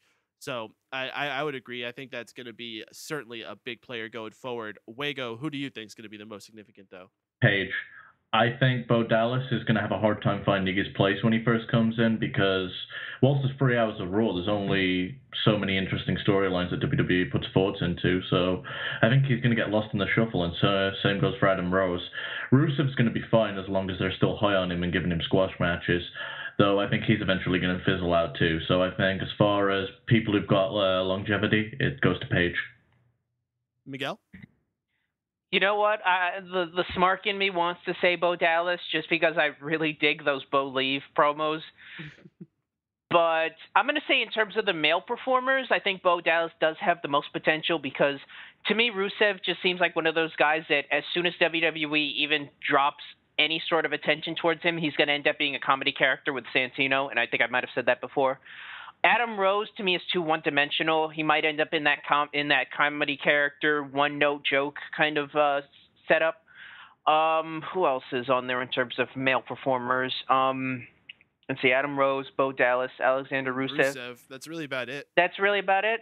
In terms of overall NXT people coming up, Paige to me is probably the most well-rounded. I mean, she's not one note. They haven't given her a silly gimmick that's going to get old fast. She just basically came in and won the title, and I think she has enough potential, at least especially after tonight where they actually gave her a chance to show off her abilities in the ring, to where I think she's really going to be a huge star going forward. More so than I think any of the other guys with the exception of Bo Dallas. But like I said, unless his character really catches on, it's going to be a rough going for him. In the short term, I'm going to have to say that Rusev is going to be the most impactful. But in the long term, 2 things I want to consider. Paige, I think we're going to look back and seeing as her being the person who, I don't want to use the word save, but certainly kept it the Divas division alive through this time period. Because as far as we know, AJ is on sabbatical now. She's going to be in the same place that Punk is. So unless that's a work too. Oh wait, no, she's fighting at Extreme Rules, right? Anybody know? I don't know what the fuck's going on with that situation. Do you talk Paige, you mean? Yeah. Yeah. No, AJ Lee. She's fighting Paige at Extreme Rules. No, correct? Tamina. No, Tamina is. Oh, she's fighting Tamina. Mhm. Oh, so maybe AJ Lee is gone. I don't know what the heck's going on there. Are you singing the Alexander Rose theme? Alexander Rose? You mean Adam Rose? Adam the Rose. moment you said that hook, man, it gets in your head. I'll admit that might be the one thing that might get Adam Rose over is that hook.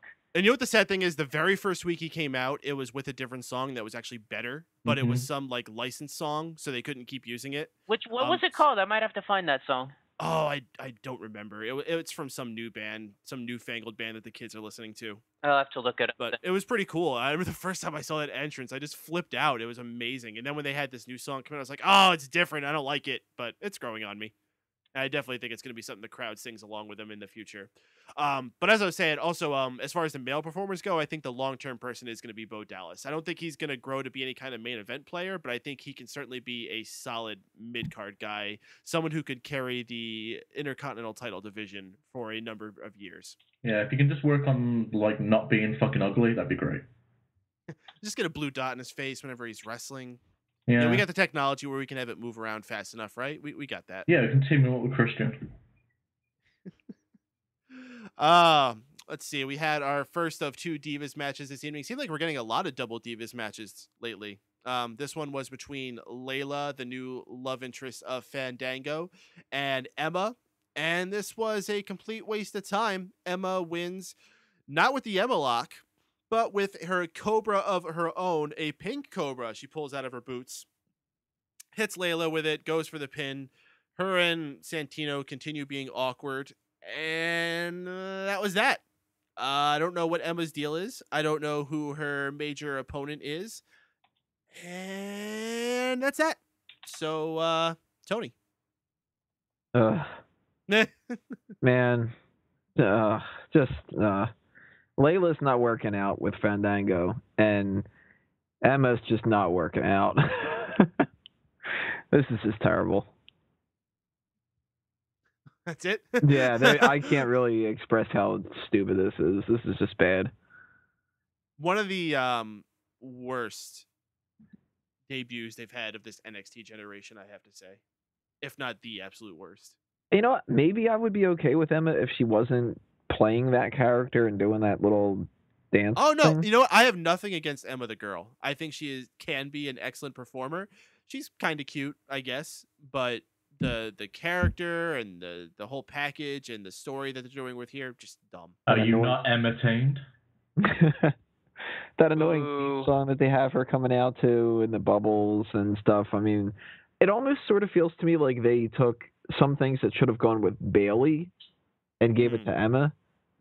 Like, I could see Bailey coming out with the little... Yeah, because she's supposed to be like the spaz chick, right? Right. Like, make way more sense for her. Have her come out and do the little thing with the bubbles, and maybe that would get over better because she's tolerable, and Emma's just fucking annoying. I don't know. Hated it. Wago? Couldn't give a fuck. Miguel? And the match begins, and it's gone. All right, so is the discussion about it. I will say this, though. I do appreciate Layla's new ring attire. It made me realize how much she could give Naomi a run for her money, if you get my drift. Yeah, I don't know. Emma... You know what? Emma, to me, seems like somebody that would be great as, like, the dopey sidekick for, like, a heel. You know, like she seems like she's in the spot that, like, Jillian Hall was for JBL. Like, they need to find, like, a really... or like the one that AJ was in with Daniel Bryan when he was a heel. Like, Emma could fit that better, fit in a role much better in that than just as comedy sidekick for Santino, because he's a babyface. Why does he need a girl? You know? Because he's always had a girl. Always? Really? He's had, like, mad girls, man. He's had, like, Maria. He had Beth Phoenix. I'm sure there's people I'm forgetting. Well, we see how it did for their careers. They're not in the WWE anymore. Yeah, Tamina for a little bit, I think. Really? I forgot about that. That was a quick one. Yeah, I think they did do that for a hot minute when she first came on the scene. Yeah, I think that Emma would do just fine maybe with, like, a reluctant heel. Like, find somebody on the roster, like... I can't even think of a brash heel that they could put her with, though. Like almost like a JBL type or something. I can't think of anybody on the roster right now, but I don't know. It just seems like they're biding time until they figure out what to do with her. Well, I'm not buying it, but hey, let's move on to something more interesting. We had Cesaro coming out with new theme music, which was awkward in my opinion. It had these air raid sirens and was just this generic metal music. I don't know. It didn't fit for me. I feel like they completely missed the mark. You know whose theme it reminded me of? Does anybody remember Perry Saturn's theme when he first came into the WWE? Because it had the same air raid kind of starting sound to it. Yeah, but that fits Saturn. That fits that. It does not fit Cesaro, especially at this point when he comes out with this sparkly jacket with Paul Heyman. The package just does not mesh. I don't know. That's my opinion about it anyway. Paul Heyman comes out first, constantly repeating that Brock Lesnar conquered the streak, to the point where they actually just randomly cut to commercial in the middle of when he was talking with no warning whatsoever. I thought someone made a mistake at first. I thought my TV broke. Surprise. Yeah, I was like, what? What happened? Where'd my feed go? Bring back Raw. What the fuck? Then when they came back from commercial, he was still just repeating that Brock Lesnar conquered the streak over and over. It's like, oh, okay, I get what they did there. That was funny. Cesaro faced RVD in the second matchup we had for the number one contenders for the Intercontinental title tournament. Cesaro, unfortunately, though, not coming out victorious at this. Swagger comes out to distract him, allowing RVD to get the victory via countout. Cesaro tries to get his revenge by swinging Zeb Coulter, but Jack Swagger comes to the save. ending up getting swung himself, though. And that continues and sets up a match for them, I would suppose, for Extreme Rules. And where Cesaro goes after that, I don't know. I'm sure we will see a title in his future. But for now, he is out of the tournament. And our finals is going to be RVD versus Bad News Barrett. So go around and get your guys' opinions about all this that went down here. I mean, I guess we have a few things we could talk about. Cesaro's new music, Paul Heyman's little shtick that he did there, the actual matchup between him and RVD, the development between Cesaro and Jack Swagger. Take it around to all you guys. Miguel, start us off. I have a lot to say about this. First off, like I said before, I can name one point in the show where the show pretty much fell off a cliff, and it was this entire segment to me was just a disaster. I mean, first off, the whole cutting off Paul Heyman's promo halfway through it was just annoying as is. I mean, yeah, Paul Heyman is kind of, and I'll talk about that in a bit, his shtick has kind of gotten old, but he's still one of the better talkers in the WWE right now. So to me, it just seemed like really a waste to kind of cut him off. Having said that, though, I'm starting to realize a big problem with putting him with Cesaro, and it's that a manager is supposed to get heat on the person he's managing, right? Mm-hmm. Yes. Is it correct to assume that? Yes. Unfortunately, what Paul Heyman's doing is he seems to be focusing more on getting more heat on Brock Lesnar, and then maybe having that rub off onto Cesaro. He never talks about Cesaro with the exception of maybe mentioning the whole King of Swing thing. It's mostly my client, Brock Lesnar, conquered the streak. Lather, rinse, repeat. And I'm sitting there and I'm typing in the chat. I'm like, all right, we're done talking about Brock. Talk about the guy in the ring. Talk about Cesaro. Let me ask you, Miguel. You don't think that's going somewhere? Unless it's building, if it's not to build up Cesaro, I don't know where it's going to go. I mean, I don't see where it's going to go except maybe a Brock Lesnar and Antonio Cesaro matchup, which I don't know. That might seem a bit odd. That might work, but to me, it just irritates me. I want to care about Cesaro. I don't care about Brock Lesnar anymore. Not until they have a plan with him. Otherwise, you're Cesaro's manager. Focus on Cesaro. You know, I'm really digging the Cesaro babyface turn, but they really got to push it forward somehow better. And Paul Heyman's just not doing it for me. Well, here's my response to that. The breaking of the streak is a very, very big deal, and we should not downplay that whatsoever. I think them taking every opportunity to mention that is completely worth it. Especially since Brock Lesnar is a limited appearance guy. They need to keep that in people's memory and keep the heat on it. So Paul Heyman reminding them of it that often, very, very smart. And what I think they're doing with this is, if you notice, Paul Heyman is getting all that heat, but he's not necessarily swapping it over onto Cesaro that much, as you're saying. Cesaro is staying very much in the crowd's favor. I mean, you're seeing those Cesaro section signs. The crowd is cheering for him. He's playing to them along with the moves that he's doing in the ring. So the back and forth of that is very weird, where you have the heel manager and the babyface performer. And I think what we're eventually going to see is the crowd cheering Cesaro to the point where he's like, wait, why am I with this manager who's not even giving me the attention I deserve when the crowd is? And that'll eventually allow Cesaro to separate and be an even bigger star because of the whole experience he went through. I'll believe it when they show a divide between Heyman and Cesaro. When they start showing tension between them, that's when it'll make more sense to me. Well, right now, give it time. They just got together. All right.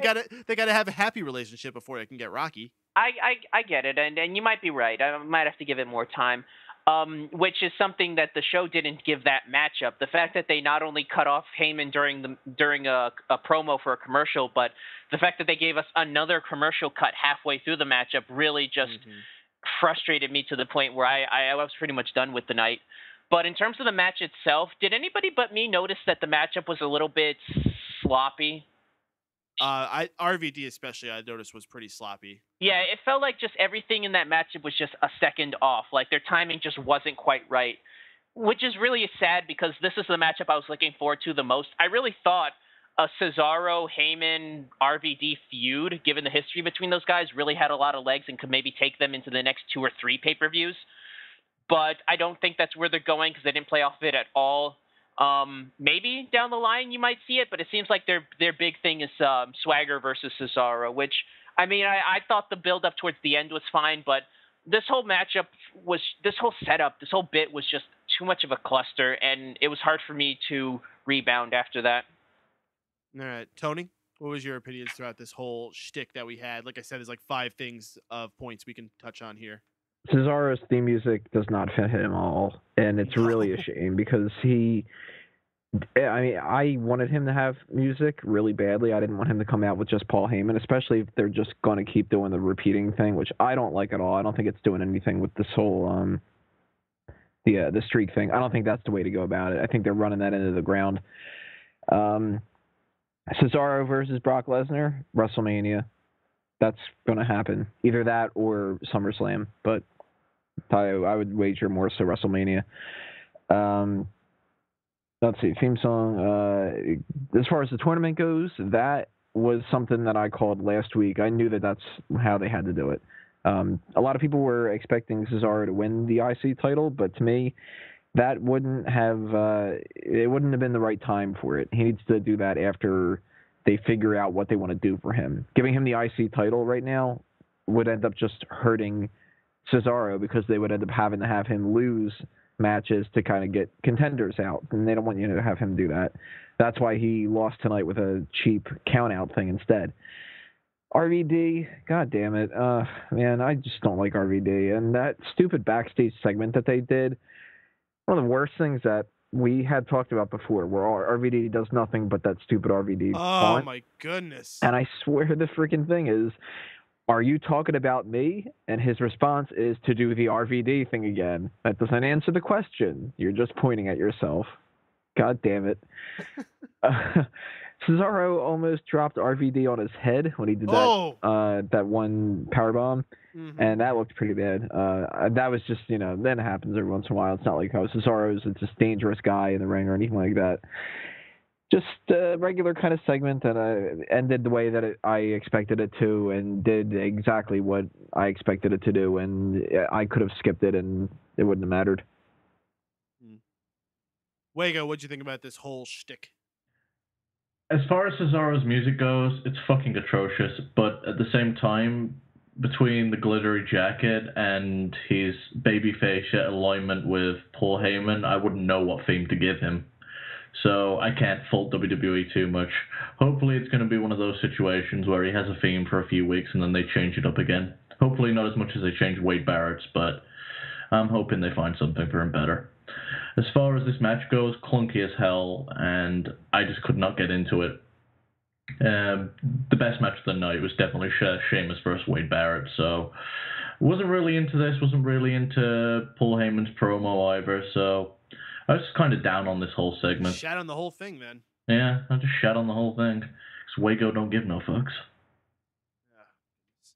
Wow, we're in the final 20 minutes of the show, so let's zoom through these other things here. We had our second Divas match of the night, Oksana versus Paige, basically just an exhibition for our new Divas champion to go out there, work a few minutes, and put on her finishing move, which I guess is officially titled the Modified Scorpion Crosslock. Yeah, that sounds awesome. Really need to find a better name for that finisher.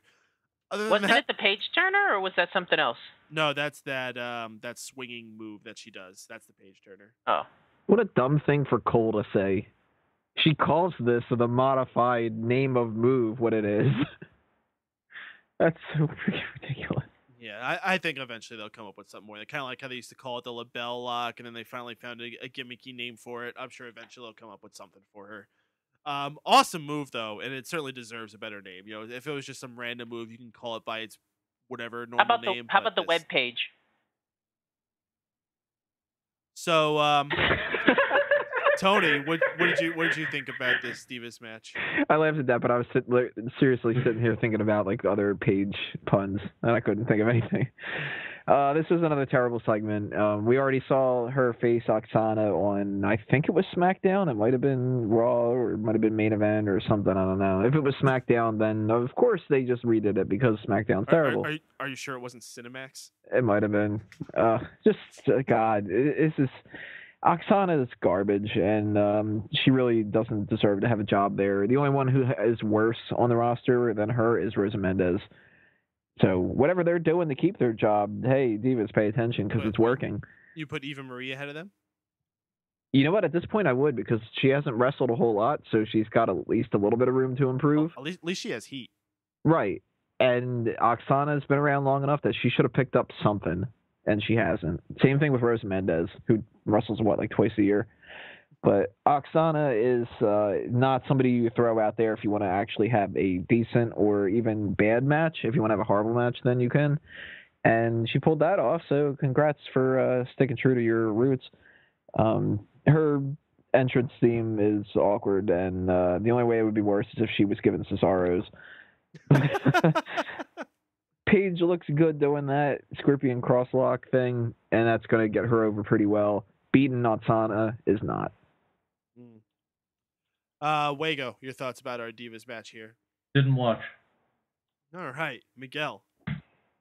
I watched back and forth. I didn't really watch the whole thing. I was happy that they gave her more of an offense than they have these last few weeks. I was complaining that they've been just making her seem like the weak babyface that kind of just edges out a win out of the blue. So the fact that they gave her almost the closest they could give to an old school squash matchup, I think is a nice touch. Hopefully that'll be enough to really get her over when she takes on Tamina. Honestly, given what they say about her work rate, I'm actually kind of excited to see the Tamina Paige matchup. I think those two can have a decent matchup if you give them enough time. So let's see where it goes from here. It's a good enough build, although a bit late in the case of Paige, but it's something. All right. Move on to our next one, which was also pretty much just a short exhibition match. It was Alexander Rusev versus Sin Cara. Lana, I gotta say, I'm liking her more and more each week, and Alexander Rusev himself, I'm liking more and more each week. I'm excited to once again see him eventually move into real matches and see what he has there. But as far as what we're seeing here, I like his character. I'm liking his entrance more and more. That little fucking ritual thing that he does where he gets down on his knees and then hops up and moves his arm in whatever ways he's doing. It's very kung fu-ish, which is kind of neat to see a guy with his build. His body shape is just so massive. I mean, those thighs are enormous. What did he say? He practiced judo or Muay Thai? What did he practice? Anyone know? No one? I didn't even hear them say that. He practiced some kind of martial art. I don't know. And Lana's legs, too. Holy shit, that her legs look fucking good tonight. I don't know if I just didn't notice before or if she's just been working out on them the past few weeks, but her legs look fantastic. I did actually notice that specifically tonight. So there must have been, I don't know, the cut of her outfit or something, but maybe they oiled them more or something. I don't know. Maybe. Hey, baby oil's illegal. Now that Summer Rae is not as regular on Raw, I think Lana is the contender for best legs right now. So at least she's got something going for her. Yeah, Alexander Rusev basically squashing Sin Cara here, making him submit with the accolade, and Rusev continues his dominance. One thing I thought was cool that I'm starting to notice with Lana is when she first comes out, she speaks in Bulgarian, and whenever she's speaking in Bulgarian, she's got this big, happy-go-lucky smile on her, and then suddenly she turns serious face when she goes English. People of America lies. I like it. I like this package. Wago's going to shit on it, but I like it. So, Wago, why don't you go ahead? So, fuck Rusev, fuck Lana, fuck this match, and all hail Sin Cara. He's still celebrating that random Raw victory that he got over Alberto Del Rio a few months ago. I still actually look back on that and fucking salivate over it. I'm like, Sin Cara's still my favorite wrestler. Tony, go ahead. You know what really sucks about this? We're going to get a handicap match at Extreme Rules. They're going to do R-Truth and Xavier Woods against Alexander Rusev. I don't want to see that. Rusev's kind of interesting. I think he needs more to him right now for me to really get into him. And I'm liking Lana more and more, so that's good. But they are going to need to do more than what they're doing right now. And just having him come out and beat people who don't matter and have Lana do that crush him thing, that's going to get tiresome really fast. If every match has to end with him squashing somebody by looking at Lana and being like, do I have permission to win now? And doing that. He's so awkward shaped, though. He reminds me of Big E. Like, those two should feud or be a tag team or just merge into the same guy or something. You know what my friend said Rusev looks like? He looks like a potato. He does look like a fucking potato. I can see it. He moves around like one at least. Sadly, I think he's not going to go that far in WWE. I think he's to a impressive potato enough. level? He's impressive enough looking, and he's got a lot of power behind him. But I just wish people would give him more of a chance. I think way too many people are just writing him off as another freaking Kozlov, and he's so different than Kozlov. Yes, it's another Russian character, but those aren't as common as they were back in the day. I mean, I know the whole Russian being our enemy thing. Actually, they are developing more of being our enemy again. But I mean, you go back to the 80s during the Cold War era, there was so many Russian characters. There's Ivan Koloff, freaking who was the guy with the Iron Sheik? Ivan Putski. Ivan Putski. There's a bunch of them. I can't remember because they all freaking sound the same. Not to sound racist, but I think it's time for us to get another character like that, and I think Rusev is a perfect guy for this situation that we're in right now. So I think there's potential there. That's me. Yeah. Miguel, why don't you take over? I don't hate Rusev. I think the problem is we've been so inundated with monster characters. I mean, a year and a half ago we had the whole buildup of Ryback that really led to nothing. I think people are just tired of it, especially because, like I said before, in the case of Ryback, that really didn't go anywhere. So I think people are just kind of like, all right, when is WWE going to get bored with this guy, and when is he going to start jobbing out to your ADRs and your Miz's and whatnot, guys like that. In terms of now, it is what it is. I want to see him actually have a real opponent, like a real upper mid card guy that he can really throw down with to really show his stuff. I do admit he is really lumpy looking. Like I think what's weird about him is he's not evenly shaped. Like he has his chest isn't as developed, but he's got these big shoulders and this wide midsection, but no real abs. Like it seems like he's just he spot conditions. Like he doesn't work everything on his body, which just looks bizarre. I think unique looks in WWEs are the best thing you can have. I don't like everyone looking the same, so that's one of the things that I don't hold against him. Oh, I agree. Like I said, to me, he needs to prove himself. He hasn't proved himself yet. I think he needs a real feud to work with. I will say one funny thing that I noticed during this segment. I muted Lana because I can't stand her voice, so I was just watching her do her thing. And I don't know what it was. I think it was the background that they used, like some type of weird, pixelated background on the Titantron, but it was causing a weird distortion effect with her outline on her clothing and stuff like that. So for a split second, I honestly thought they CGI'd Lana onto the stage. I'm just sitting there, I'm like, wait a minute, her outline looks pixelated. Is she there? Did they CGI her hologram or something? Did they that Tupac thing they did at that one concert? Yeah, it was freaking me out. Again? It was freaking me out until they switched over to Rusev's Titantron, and then her outline thinned out again because I guess it's the weird pixelation thing they used in the background that was just making it hard. I guess the HD cameras weren't picking up on it right. But as far as the matchup, it is what it is. I mean, like I said, I'm waiting for an actual opponent. Well, here's an interesting production note. Brian the Brain actually pointed this out. Notice that there were no Sin Cara lights tonight. I guess Rusev overpowers that too. Good. I'm tired of the Sin Cara lights. If Sin Cara really mattered anymore, the lights would be fine, but he doesn't matter anymore, so why do it?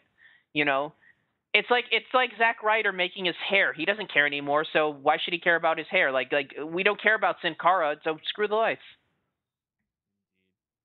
All right, guys. So we got one last thing to talk about here, and that was our main event. It was John Cena, who opponent was to be decided via the WWE app poll, which was either against 1, Luke Harper alone, 2, the team of Luke Harper, and the other one, Eric Rowan. Eric Rowan, or 3, all 3 members of the Wyatt family. And of course, the poll was chosen as all 3 members, although surprisingly, it wasn't that much more than just Luke Harper by himself. Surprisingly, only I think 6% chose both Luke Harper and Eric Rowan. It makes you realize how much people hate Eric Rowan. Absolutely, and actually, how much people actually do like Luke Harper. I think he could be a future WWE incarnation of a Bruiser Brody kind of character. Well, just that's totally exactly what his deal is. Yeah, wild hair, just brawler, just beating people up. They have him under the whole like dirty redneck thing, but you can clean him up just a little bit, he's and versatile. he could be, marketable. The biggest question is, how much do I have to pay you to lick his shirt? No, I've been singing his praises for a long time. I'm thinking he's going to be the breakout star of the Wyatts, just as I thought Roman Reigns was going to be the breakout star of the Shield. So we'll see how that plays out throughout the next year. This match was pretty unimportant. We didn't even get a real winner. It ended in a schmoz when all 3 Wyatt members charged inside the ring. And, gosh, what the hell happened? They eventually just beat him down. Bray Wyatt cradled John Cena while singing "He's Got the Whole World in His Hands." And we went out with the sheep mask screaming at the screen. And that was the final segment of Raw. It was pretty awkward, and I don't think it really necessarily excited me anymore for this feud. As a matter of fact, I think it turned me off to it. In a feud that, honestly, at first I was strongly against, but finally won me over, and now I'm tuning out again. Well, bring it back to you, Tony. I liked how they made this a total anti-John Cena thing, but man, did they end that awkwardly. That really just was a horrible way to end this episode of Raw. You can't do Paul Heyman coming out week after week, repeating the same thing over and over and trying to get a response from the crowd, and then just saying, you know what, let's just apply that to somebody else. They already are chanting along with that. Let's just have him sing that for like 20 minutes. I didn't like that at all. And I really couldn't care less about this match that they had. Glad to see that all 3 were chosen, and it's cool that they are so into Luke Harper, because Jesus, they might as well have just called this like the Luke Harper poll. It was more than obvious that they're fond of him. But hell, why not? Because he's doing damn good in these matches, so that's good. The feud is no better or worse going into Extreme Rules from this, I think.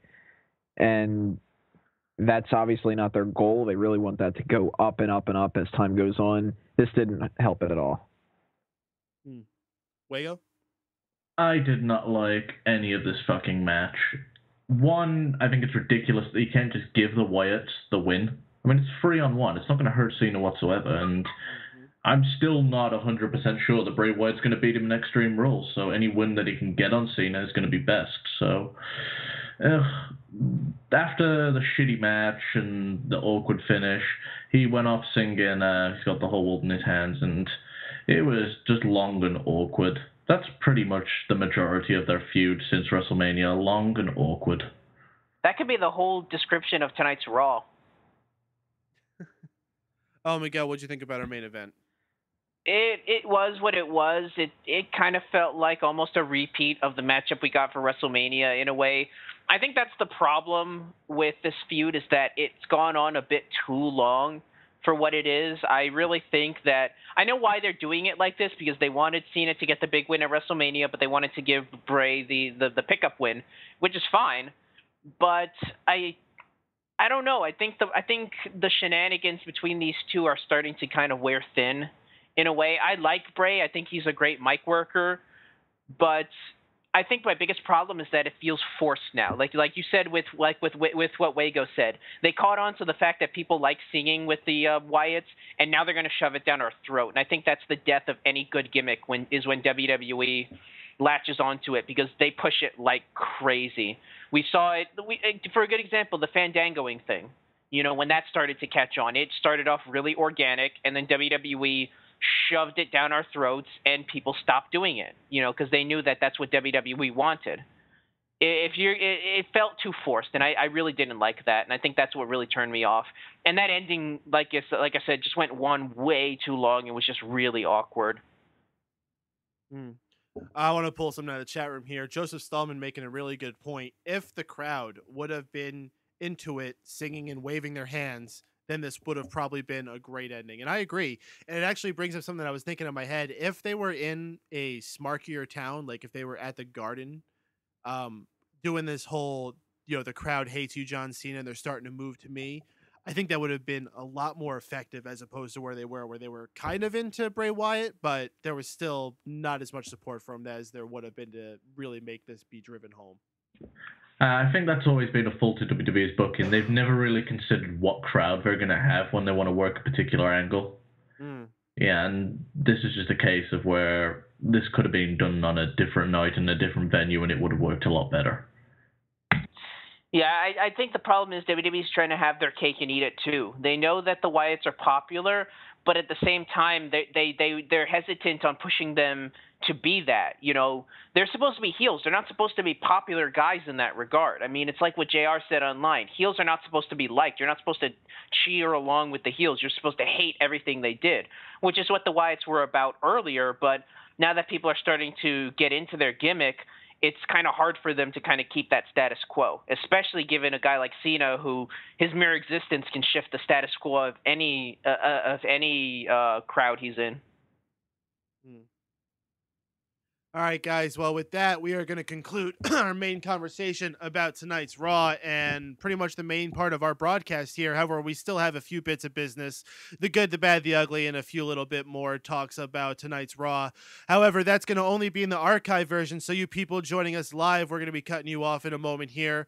We appreciate all of y'all listening. If you want to hear the archive version, tune in to Mega Powers Radio later on, or go to smarkoutmoment.com where you'll see the links for this episode on YouTube, iTunes, and Stitcher Radio. If you want to find it on any of those avenues, just go ahead and search for Raw Post Show.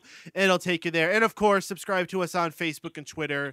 The handle on there is Raw Post Show on either one of those, and you'll be able to find wherever the archive version of this and all future episodes will be. Thank y'all for listening, and join us next week live after Raw, as we always are. And yeah, as I said, tune into the archive version. If you're listening to the archive version, then we'll be with you again in just a moment.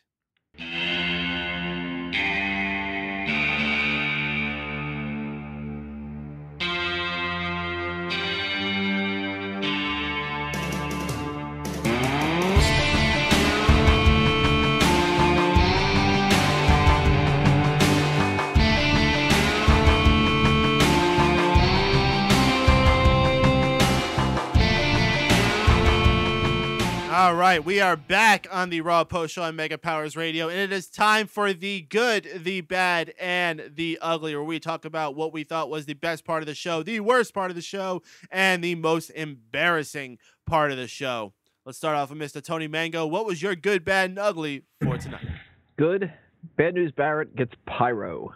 That was awesome. Bad, we got a three-way tie here. Hornswoggle El Torito, Emma Layla, Oksana Page. All three of them were just terrible. And the ugly, Dylan. Just Dylan. Just Dylan. Wago? Good is definitely Bad News Barrett. The bad, probably going to have to go with Rusev, because fuck Rusev. And the ugly is Dylan. And Miguel? I gotta agree. Good is Bad News Barrett and Sheamus. That whole matchup was top notch. Bad is a tie between the overly long beatdown segment between Kane and Daniel Bryan and the overly long end segment between John Cena and Bray Wyatt. WWE really needs to learn to just know when to let a bit die.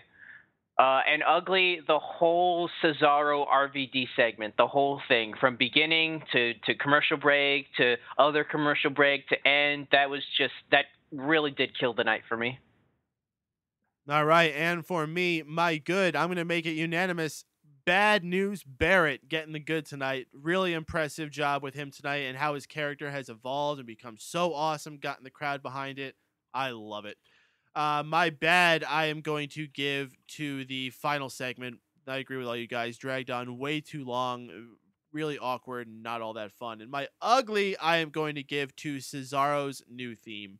It's just so unfitting. Maybe I would like it with somebody else, but not good for Cesaro. Try again next week, please.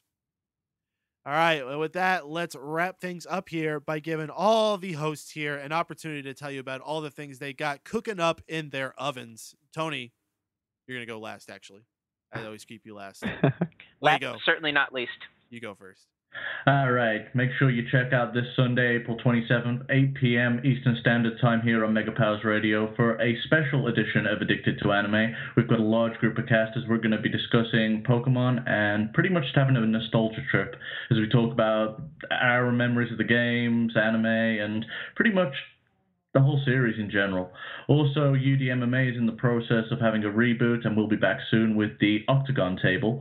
And we're going to be talking about upcoming events. We're going to be talking about hot topics in MMA. So if you want to keep up to date on news with that, you can go to facebook.com/UDMMA. Oh, we all look forward to UDMMA. And Miguel, you're next. Well, as you folks know, I come from a far-off land known as the Retro Unlim Network, and we have a bunch of programs, products, or we got a lot of stuff to offer over there, basically, is what I'm trying to do. I can't even be casual or charismatic during my plugs. Check out the Untitled Movie Show tomorrow night at 8 o'clock. We're going to be discussing horror films. We're going to be discussing the last 40 years of the horror genre, from the 60s, the days of the George Romero's, to the nowadays of the post-Paranormal Activity era. Check out the Rudy J. Ferretti Show, which is Wednesday night at 8. It just debuted last week, actually, hosted by a good buddy of the Untitled Show, Rudy J. Ferretti. Check out the Unradio Show on Thursday at 8. That's hosted by Travis Goss and Craig Kellerman, I believe. And check out Saturday night at 8. That's I Got Gameplay, hosted by the Master General of Retro Unlim, Mr. Michael Burhan. So check out what we got to offer there. Retro Unlim channel, blogtalkradio.com. All right. And now, Tony, you go ahead. All right. Well, I hope that I don't have anything cooking up in my oven, because I didn't turn that off. But I do have www.smarkoutmoment.com, the wrestling website that I have with everything wrestling related thrown on there, including the podcast Smack Talk, which you can find on youtube.com/smarkoutmoment, as well as on iTunes and Stitcher. You can find me on Bleacher Report by looking up Anthony Mango, because that's my name. That's how that works. And for everything else under A Mango Tree, like fanboysanonymous.com and so on and so forth, Facebook and Twitter.com/TonyMango or /AMangoTree. All right, folks, we hope you enjoyed listening to this show. And if you did, please join us every single week following the conclusion of WWE's Monday Night Raw. We're here on Mega Powers Radio at www.megapowersradio.com. However, if you cannot be here with us live, you can easily find the show archived in many different locations, one of them being the aforementioned smarkoutmoment.com. But if you would like to have it coming to you automatically, you can subscribe to us on iTunes and Stitcher Radio on your preferred Android or iOS device. You can also find us on the official Mega Powers Radio YouTube channel. And of course, subscribe to the Raw Post Show on Facebook and Twitter at Facebook or Twitter.com/Raw Post Show. Once again, everyone, thank y'all so much for tuning in. I'm Mike Payton for Tony Mango, for Miguel Leon, and for Steven Juego. I put him last because I know y'all loved him so much tonight. We'll see y'all next week here on Mega Powers Radio on the NPR Raw Post Show. I got the whole chat in my hands.